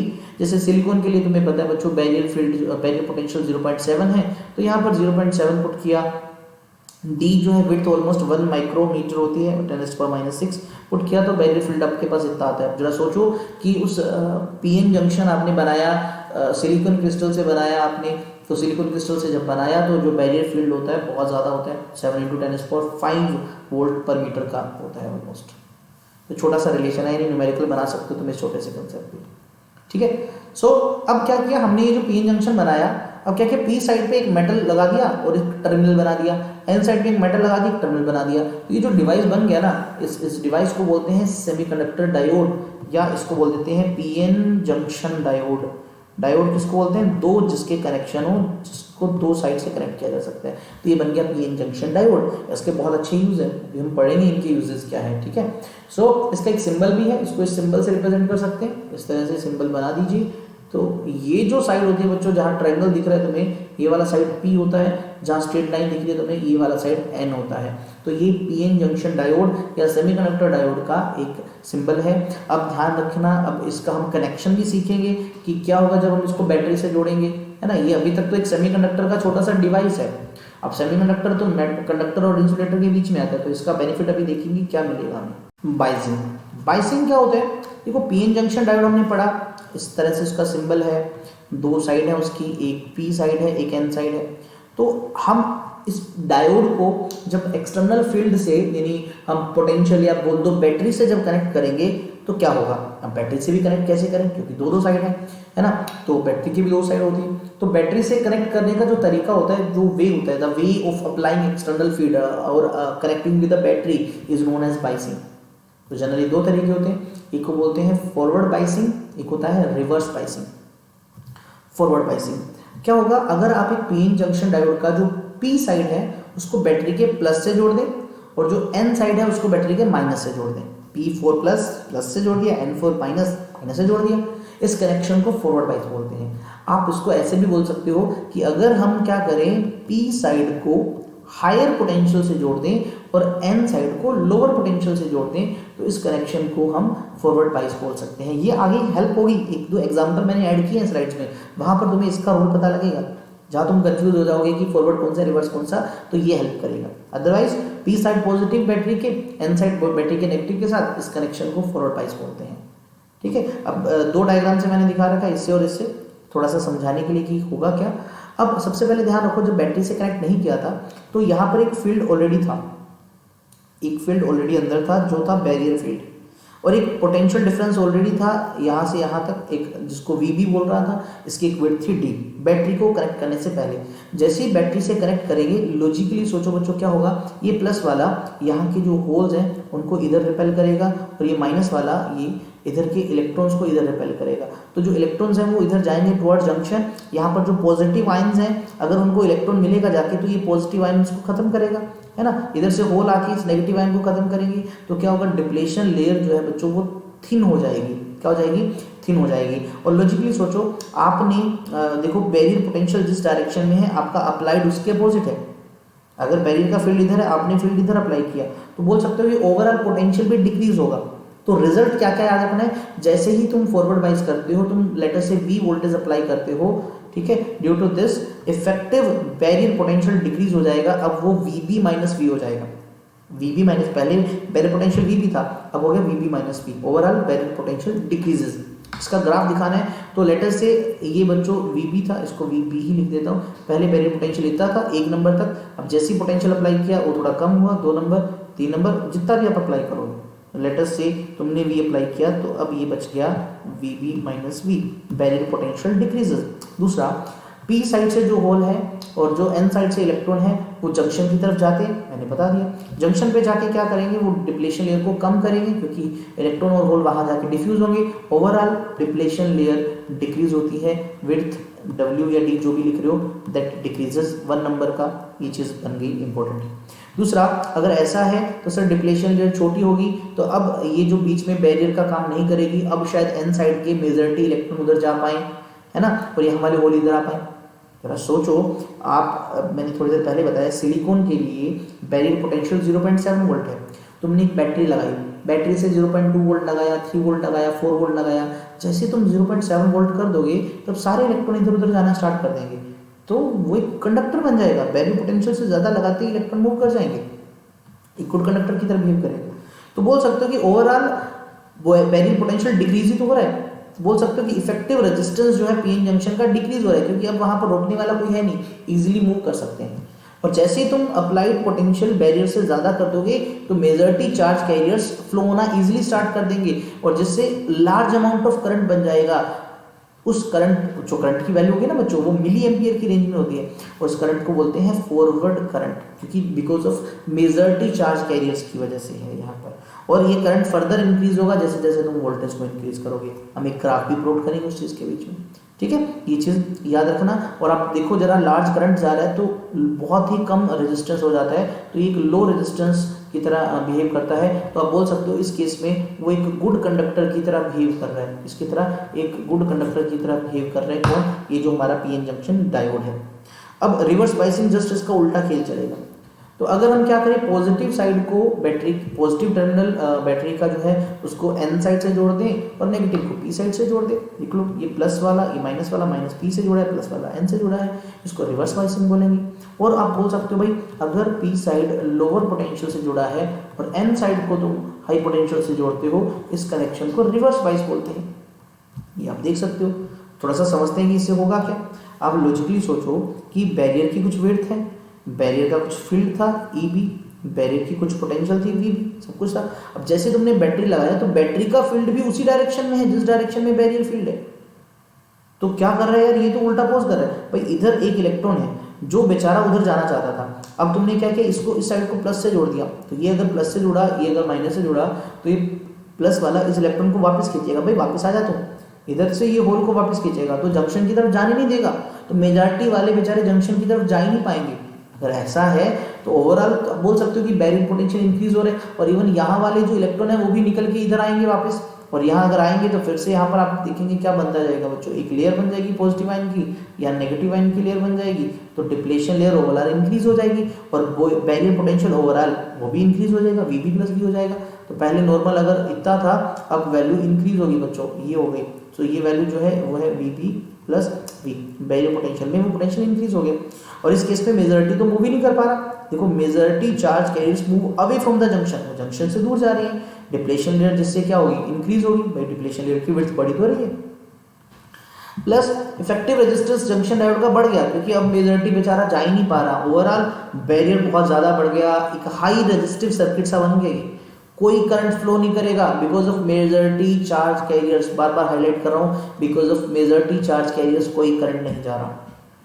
लेकिन सोचो ये जो यहाँ पर फील्ड बना बैरियर प्लस अप्लाइड, मेजॉरिटी को नहीं जाने दे रहा, व्हाट अबाउट माइनॉरिटी, यहाँ पर भी तो कुछ इलेक्ट्रॉन हैं, यहाँ पर भी तो कुछ होल हैं, तो क्या ये इलेक्ट्रॉन इधर जा सकते हैं? बिल्कुल, ये जो बीच का फील्ड है ये माइनॉरिटी की सपोर्ट करेगा, माइनॉरिटी वाले इलेक्ट्रॉन पी साइड से एन साइड में जाएंगे, यानी ये माइनॉरिटी को फ्लो करवा सकता है। तो इस तरह से एक थोड़ा सा करंट बन सकता है। Reverse biasing allows minority charge carriers to flow, इससे क्या होगा बच्चों, करंट बन जाएगा, लेकिन ये करंट होगा थोड़ा, क्या होगा, थोड़ा होगा, लेकिन इसको क्या बोलेंगे, रिवर्स करंट, क्योंकि रिवर्स बाइस के केस पे है, इसको लीकेज करंट भी बोल सकते हैं, और ये माइक्रो एम्पियर की रेंज में होता है, बहुत थोड़ा होता है ये वाला, बोल सकते हो ओवरऑल भाई अगर हम रिवर्स बाइस जोड़ते हैं तो ये एक इंसुलेटर की तरह बिहेव करते हैं, क्योंकि रेजिस्टेंस बहुत ज्यादा हो जाता है, क्योंकि माइनॉरिटी जो है वही फ्लो कर रहा है और उसका करंट बहुत कम है, उसको हम नेग्लेक्ट करें तो मेजॉरिटी की वजह से तो कोई करंट है ही नहीं, तो इट मीन एक PN junction diode reverse bias में एक इंसुलेटर का काम करती है।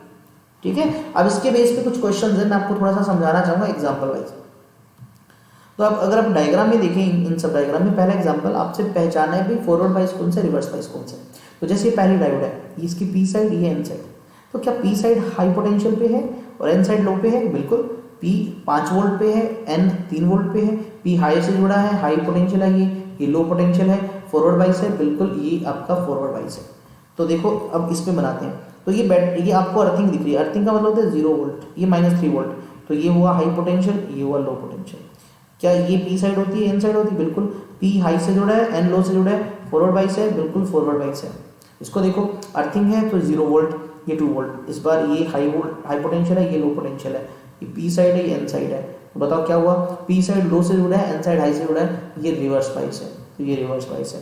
इधर देखो ये 0 है, ये 4 है, तो ये हाई पोटेंशियल है बच्चों, ये लो पोटेंशियल है, ये पी साइड है, ये एन साइड है। ध्यान रखना ये ट्रेंगल वाला पी होता है और स्ट्रेट वाला एन होता है, इस बार मैंने उल्टा कर दिया, कंफ्यूज मत होना।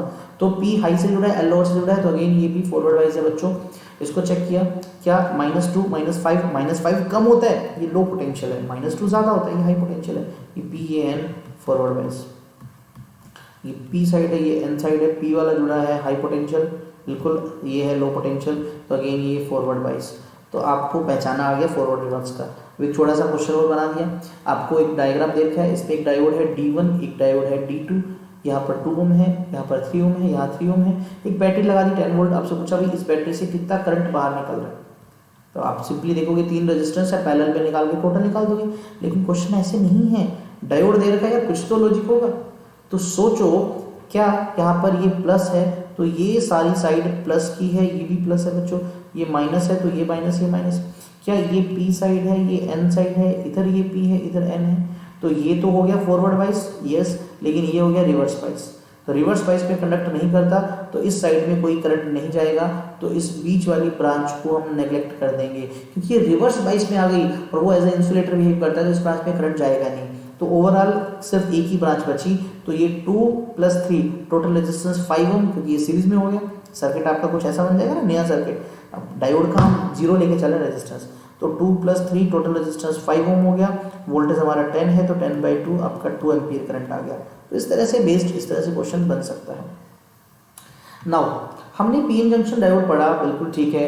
हमने ये पढ़ा कि बैटरी का वोल्टेज जो है फॉरवर्ड में क्या होता है, रिवर्स में क्या होता है, क्या क्या इफेक्ट होता है। अब हम ये भी चेक करेंगे कि फॉरवर्ड बाइस के वोल्टेज को चेंज करने से फॉरवर्ड करंट पे क्या इफेक्ट पड़ता है, रिवर्स बाइस की वोल्टेज से क्या इफेक्ट पड़ता है करंट पे। तो उसको हमने डिस्कस करना है ग्राफिकली। हम एक ग्राफ प्लॉट करके करेंगे। ग्राफ में एक साइड करंट दिखाएंगे, एक साइड वोल्टेज दिखाएंगे। तो उस वीआई ग्राफ को या वोल्टेज करंट के ग्राफ को हम वीआई कैरेक्टरिस्टिक्स बोलते हैं। जनरली एक को बोलते हैं फॉरवर्ड बाइस कैरेक्टरिस्टिक्स और एक को बोलते हैं रिवर्स बाइस कैरेक्टरिस्टिक्स। अब दोनों को 1 बाय 1 स्टडी करते हैं। पहले है फॉरवर्ड बाइस कैरेक्टरिस्टिक्स। तो भाई वही सेम, एक पीएन जंक्शन डायोड जब फॉरवर्ड बाइस पे कनेक्ट होता है तब हम पोटेंशियल और करंट का जो ग्राफ बनाते हैं वो हमारा फॉरवर्ड बाइस कैरेक्टरिस्टिक्स होता है। तो हमने एक पीएन जंक्शन डायोड लिया, एनसीईआरटी का डायग्राम है, यही बनाओ तो ज़्यादा बेस्ट है। हमने पी एन जंक्शन डायोड लिया, ये बच्चों पी साइड है, एन साइड है। फॉरवर्ड बाइस करना है तो देखो पी साइड को बैटरी के प्लस से जोड़ा, एन को बैटरी के माइनस से जोड़ा। अब हम एक्सपेरिमेंट में वोल्टेज को कम ज़्यादा करेंगे तो इसलिए एक एरो लगा दिया। एरो लगाने का मतलब हम वोल्टेज कम ज़्यादा कर सकते हैं, ये वेरिएबल वोल्टेज है। अब हमें मेजर करना है करंट कितना है, तो भाई इसके सीरीज में एक हमने मिली एमीटर लगा दिया। एमीटर बोल दो इसको बच्चों, मिली एम्पियर में मेजर कर रहा है। और इसके पैरेलल में एक वोल्ट मीटर लगा दिया जो वोल्टेज मेजर करेगा, और यहाँ पे एक स्विच लगा दिया ऑन ऑफ करने के लिए। तो ये है एक्सपेरिमेंटल सेटअप। एक आपके प्रैक्टिकल भी था, आपको याद हो क्लास 12 में, तो वो इसी के बेस पे था। तो हमने क्या करना है, यहाँ से वोल्टेज चेंज करना है, वोल्ट मीटर और करंट की रीडिंग मेजर करनी है और ग्राफ प्लॉट करना है। तो सिंपली आप ग्राफ पे आ जाते हो बच्चों, जैसे जैसे वोल्ट बढ़ाते हो तो आपको पता है फॉरवर्ड बाइस के अंदर लेयर कम होती रहती है ना। जब तक आपका जो V है लेस देन V है तो करंट थोड़ा होगा, जैसे V VB के इक्वल होगा करंट बढ़ना स्टार्ट होगा, और जैसे V VB से ज़्यादा होगा तो करंट एकदम से बढ़ जाएगा। तो जो ग्राफ अगर हम प्लॉट करते हैं तो बच्चों इस एक्सिस पे अगर हम करंट रिप्रेजेंट करें जो कि मिली एम्पियर में है, इधर वोल्टेज में करें, तो स्टार्टिंग के केस में करंट बहुत कम होता है, बहुत कम, ना के बराबर। रीजन क्योंकि ये वाला रीजन है V is less than VB, हम अप्लाइड पोटेंशियल हमारा बैरियर से भी कम है, और ये थोड़ा सा करंट बढ़ना स्टार्ट हो गया क्योंकि हमारा अप्लाइड पोटेंशियल VB के ऑलमोस्ट पास जा रहा है। और एक ऐसा वोल्टेज है जब करंट एकदम से बढ़ना स्टार्ट हो गया तो शायद हमारा अप्लाइड वोल्टेज बैरियर से ज़्यादा चला गया, तो उस वोल्टेज को बच्चों हम नी वोल्टेज भी बोल देते हैं, क्योंकि ये हमारे घुटने के जैसे, हमारा जो घुटना होता है उसका शेप बन रहा है, दैट्स व्हाई इसको नी वोल्टेज बोलते हैं। जिस वोल्टेज पे करंट एकदम से बढ़ने लग जाता है तो बोल सकते हो यार इस पॉइंट पे शायद हमारा अप्लाइड वोल्टेज बैरियर पोटेंशियल से ज़्यादा है, तभी तो चार्ज कैरियर्स इजीली मूव कर रहे हैं। ठीक है, इसको नी वोल्टेज या थ्रेशोल्ड वोल्टेज बोल देते हैं। जैसे सिलिकॉन के लिए 0.7 होता है, जर्मेनियम के लिए 0.3, आप यार डायरेक्ट बोल सकते हो ये बैरियर पोटेंशियल ही तो होता है। अब आती है रिवर्स स्पाइस की कंडीशन। जस्ट सोच, जब पीएन जंक्शन डायोड को हम रिवर्स स्पाइस में कनेक्ट करें तो वोल्टेज करंट के ग्राफ को रिवर्स स्पाइस कैरेक्टरिस्टिक्स बोलेंगे। तो वही पीएन जंक्शन डायोड लगाया, बस बैटरी को उल्टा लगा देना बच्चों, प्लस इधर कर दो माइनस इधर, क्यों, पी साइड को माइनस से जोड़ना है, एन को प्लस से जोड़ना है, बाकी सारा अरेंजमेंट सेम।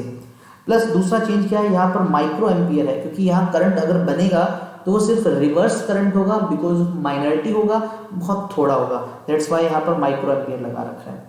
तो वही सेम, जैसे जैसे बच्चों वोल्टेज बढ़ाएंगे, ये तो सपोर्ट कर रहे हैं बैरियर पोटेंशियल का, तो मेजॉरिटी का तो कोई सवाल ही नहीं उठता, मेजॉरिटी तो कोई जाएगा नहीं, लेकिन माइनॉरिटी फ्लो होना स्टार्ट करते रहते हैं। ठीक है, एक टाइम ऐसा आता है कि आपने इतना रिवर्स वोल्टेज लगा देते हैं कि बीच में फील्ड इतना स्ट्रॉन्ग होता है कि सारे के सारे माइनॉरिटी भी मूव करने लग जाते हैं और एकदम से करंट बढ़ जाता है। जब हम इसका ग्राफ प्लॉट करते हैं, लेटर से यहाँ V है, यहाँ पर हमने I रिप्रेजेंट किया जो कि माइक्रो एम्पियर में है। तो स्टार्टिंग में बच्चों देखो आप वोल्टेज बढ़ा रहे हैं, करंट बहुत थोड़ा थोड़ा बढ़ रहा है, देखो माइनॉरिटी, लेकिन एक ऐसा वोल्टेज आता है कि करंट एकदम से बढ़ जाता है, इस वोल्टेज को बोलते हैं ब्रेक डाउन वोल्टेज, और करंट एकदम से फिक्स हो जाता है, करंट एकदम से बढ़ने लग जाता है। ठीक है, when diode is reverse bias, बहुत थोड़ा करंट होता है, देखो स्टार्टिंग में ऑलमोस्ट कांस्टेंट सा है, ठीक है ना, बहुत छोटा और कांस्टेंट है, इस कांस्टेंट करंट को रिवर्स सैचुरेशन करंट बोलेंगे, ये माइनॉरिटी की वजह से। लेकिन आप अगर एक रिवर्स वोल्टेज एक लिमिट से बियॉन्ड कर दोगे तब करंट भी एकदम से बढ़ेगा माइनॉरिटी की वजह से, उसको हम ब्रेकडाउन वोल्टेज या जीनर ब्रेकडाउन वोल्टेज बोल देते हैं, या पीक इनवर्स वोल्टेज बोल देते हैं, एक साइंटिस्ट के नाम पे बच्चों जीनर ये वर्ड। अब दोनों ग्राफ को एक साथ दिखाएं अगर हम, है ना, फॉरवर्ड और रिवर्स बाइस वाला दोनों एक साथ दिखाएं तो आप देखिए, हमेशा ध्यान रखना वर्टिकल में आई दिखाएंगे और हॉरिजॉन्टल में भी दिखाएंगे। तो ये फॉरवर्ड बाइस का हो गया, ये रिवर्स बाइस का हो गया। और ये ग्राफ स्ट्रेट नहीं है, वी आई का ग्राफ स्ट्रेट नहीं है, ये नॉन लीनियर ग्राफ है, इसका मतलब ये ओम्स लॉ को ओबे नहीं कर रहा, और अगर ओम्स लॉ को ओबे नहीं कर रहा तो इसमें आर कांस्टेंट बच्चों नहीं है, यानी याद रखना, तुम्हें अगर याद हो चैप्टर 3 में तुमने पढ़ा था कि आईवी ग्राफ में अगर तुम स्लोप का रेसिप्रोकल करो वो रेजिस्टेंस होता है ना, उधर स्लोप कांस्टेंट आता था, तो यहाँ पर भी आईवी ग्राफ में स्लोप का रेसिप्रोकल रेजिस्टेंस तो होगा लेकिन कांस्टेंट नहीं होगा, क्योंकि ग्राफ जो है वो नॉन लीनियर है। तो इसमें जो रेजिस्टेंस की वैल्यू आती है, एक पीएन जंक्शन डायोड के केस में जो रेजिस्टेंस की वैल्यू होती है बच्चों वो कांस्टेंट नहीं होती, वो वेरिएबल होती है, इसलिए इस केस में हम रेजिस्टेंस का नाम थोड़ा सा बदल देते हैं, उसको बोल देते हैं डायनामिक रेजिस्टेंस। ठीक है, तो हम अब उनकी बात करेंगे क्योंकि क्वेश्चन बन सकता है। तो देखो डायोड का रेजिस्टेंस, डायोड रेजिस्टेंस तो आपको पता है भी नॉन लीनियर डिवाइस है, ये ग्राफ सीधा नहीं है, उन फ्लो को पे नहीं करता, तो क्या करेंगे, रेसिप्रोकल ऑफ स्लोप जो है वो हमें रेजिस्टेंस की कांस्टेंट वैल्यू देती है, लेकिन यहाँ पर नॉन लीनियर ग्राफ है, दैट्स वाई हमारा रेजिस्टेंस कांस्टेंट नहीं है, वेरिएबल है, और वेरिएबल रेजिस्टेंस को हम डायनेमिक रेजिस्टेंस बोलते हैं। तो फॉरवर्ड बाइस में भी कैलकुलेट करते हैं, रिवर्स में भी कैलकुलेट करते हैं।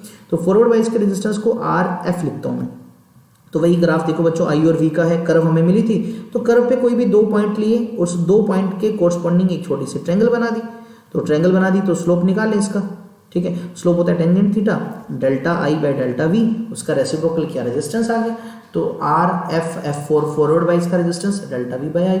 और जब प्रैक्टिकली देखते हैं तो बच्चों ये वैल्यू ऑलमोस्ट 1 to लेके 100 ओम तक होती है, यानी डायोड फॉरवर्ड वाइज के केस में बहुत लो रेजिस्टेंस शो करती है, 1 to 100, कोई ज़्यादा वैल्यू नहीं है, एक गुड कंडक्टर की तरह बिहेव कर रहे हैं। और वहीं रिवर्स में अगर चेक करें तो उस केस में बच्चों ये जो स्लोप है बहुत कम होती है, तो रेजिस्टेंस बहुत ज़्यादा होता है, तो जो रेजिस्टेंस है फॉर्मूला वही है डेल्टा वी बाई आई, लेकिन ये मिलता है हमें 10⁻16 ओम की रेंज में। देखो बहुत ज़्यादा वैल्यू है, मेगा ओम में चला गया, ठीक है।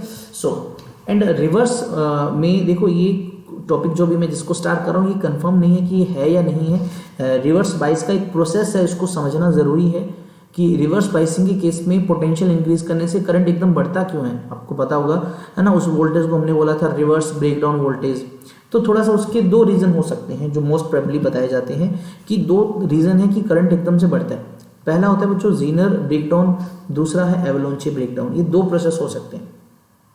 जनरली ये जीनर ब्रेकडाउन उनमें होता है जिन पीएन जंक्शन में डोपिंग हाई कर रखी होती है, जिससे लेयर ऑलमोस्ट थिन होती है पहले से, है ना, थिन डिप्लेशन लेयर होती है। और ये एवलांचे उनमें होता है जिनमें जनरली डोपिंग कम होती है, या बोल सकते हो डिप्लेशन लेयर जिनमें थिक होती है। अब होता क्या है कि इस ब्रेकडाउन में जैसे ही अगर कोई हाई डोपिंग वाला पीएन जंक्शन डायोड लेते हैं, हम क्या करते हैं वोल्टेज बढ़ाते हैं, तो जो कोवलेंट बॉन्ड है डिप्लेशन लेयर के वो भी टूटने लग जाते हैं, जिससे हाई इलेक्ट्रिक फील्ड जो है वो बहुत ज़्यादा सेटअप हो जाता है रिवर्स बाइस पे।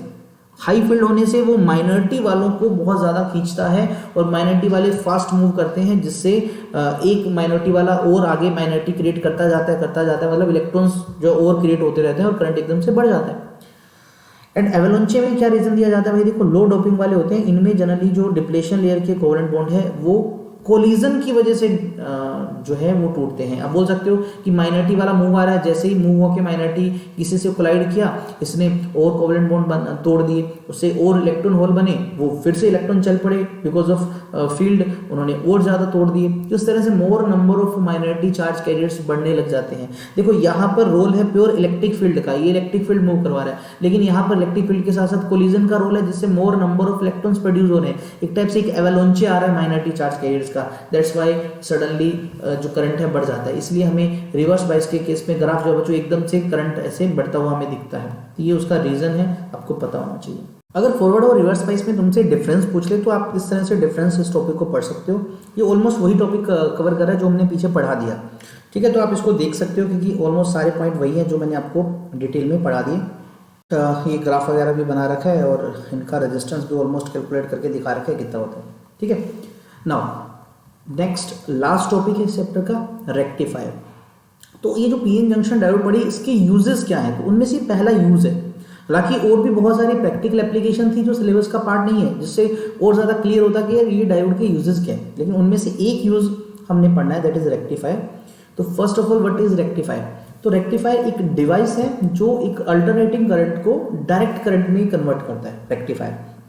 अच्छा, इस प्रोसेस को एसी को डीसी में कन्वर्ट करने वाले प्रोसेस को तो बोलते हैं rectification, and the device is known as rectifier. अब क्वेश्चन आता है कि ये रेक्टिफायर काम कैसे करता है, तो रेक्टिफायर में एक्चुअल में हम डायोड का यूज करते हैं। और डायोड का क्या कंसेप्ट कि डायोड फॉरवर्ड बाइस के केस में रेजिस्टेंस बहुत कम दिखाती है तो कंडक्ट करती है, गुड कंडक्टर होती है, और रिवर्स बाइस के केस में करंट फ्लो नहीं होता इसमें से, पर ये एक इंसुलेटर का काम करती है। बस इसी यूनी डायरेक्शनल प्रॉपर्टी को, मतलब फॉरवर्ड बाइस के केस में तो करंट फ्लो हो गया, रिवर्स में नहीं हो गया, तो इस यूनी डायरेक्शनल प्रॉपर्टी का ही यूज होता है रेक्टिफायर में।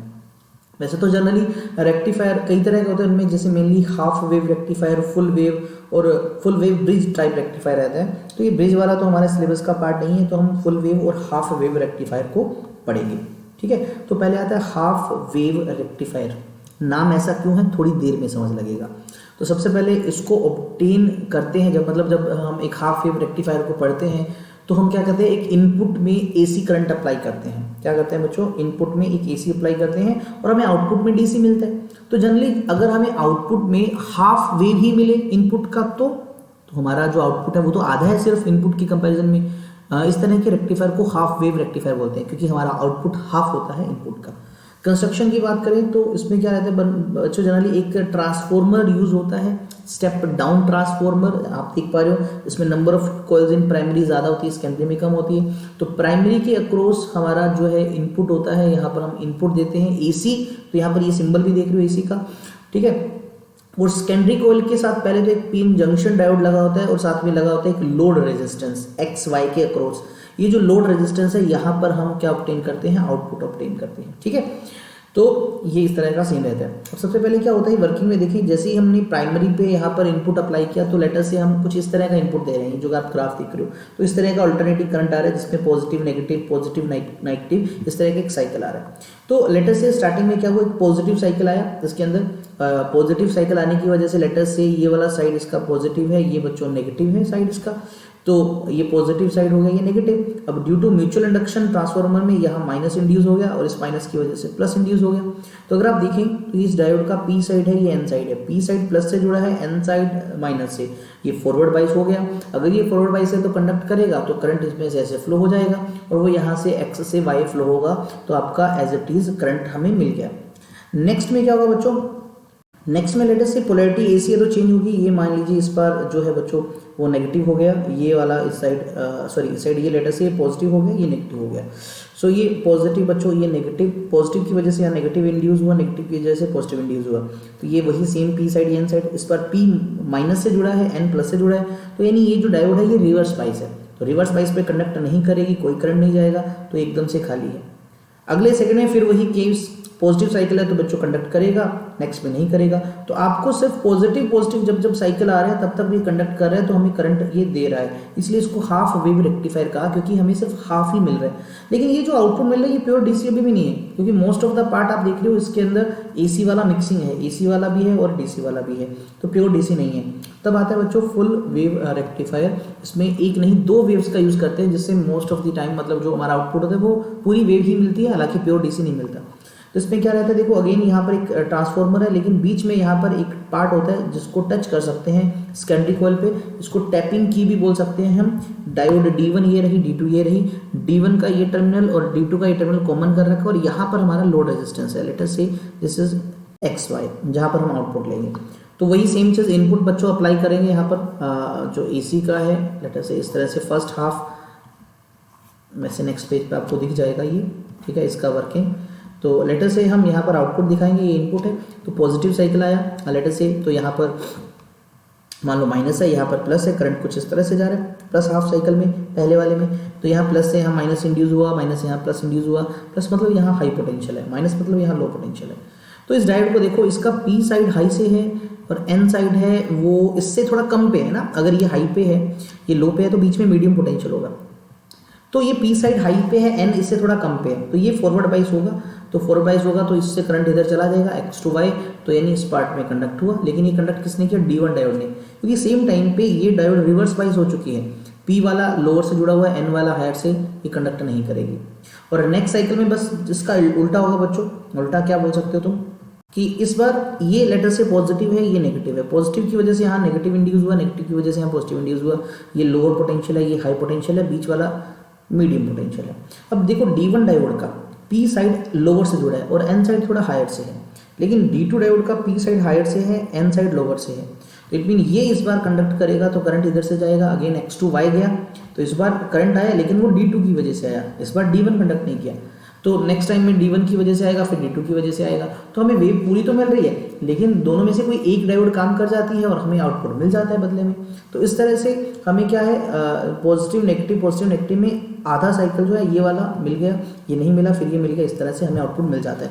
तो यहाँ पर पूरी की पूरी वेव मिलती है, दैट्स वाई इसको फुल वेव रेक्टिफायर बोलते हैं।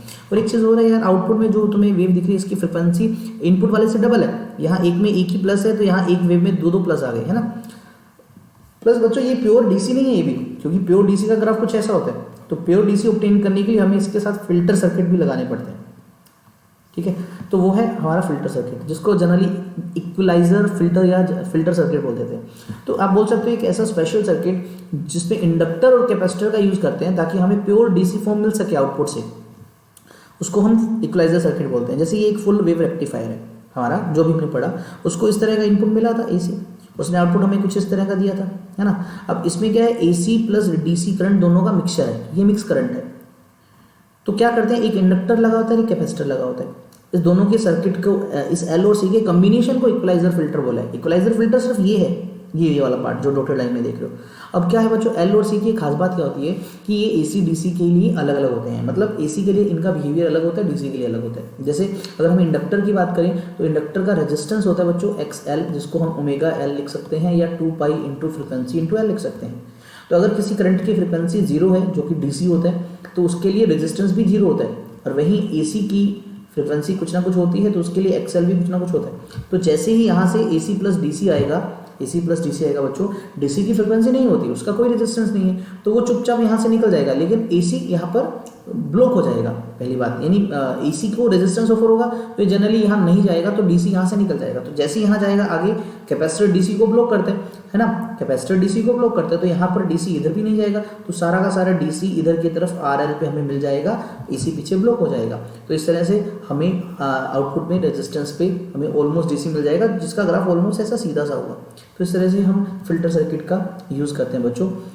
ये सारा वर्किंग में मैंने बता रखा है किस तरह से ब्लॉकेज वाला सीन होगा, L और C का वर्किंग। तो इस तरह से बच्चों आपका ये जो चैप्टर है ये कंप्लीट होता है। जो सेमीकंडक्टर चैप्टर था थ्योरेटिकल है, लेकिन 7 मार्क्स का चैप्टर है, इंपॉर्टेंस है इसकी काफ़ी। तो अब इसके बाद एक चैप्टर बड़ा है, उसकी वीडियो जल्दी अपलोड करके फिर एक सिर्फ और सिर्फ डेरिवेशंस की वीडियो आपके लिए अपलोड होगी, जिसमें सारे डेरिवेशंस होंगे और ये सभी वीडियोस को कंबाइन भी कर देंगे। तो मिलते हैं अगली वीडियो में। Stay safe, stay happy. जय हिंद, जय भारत।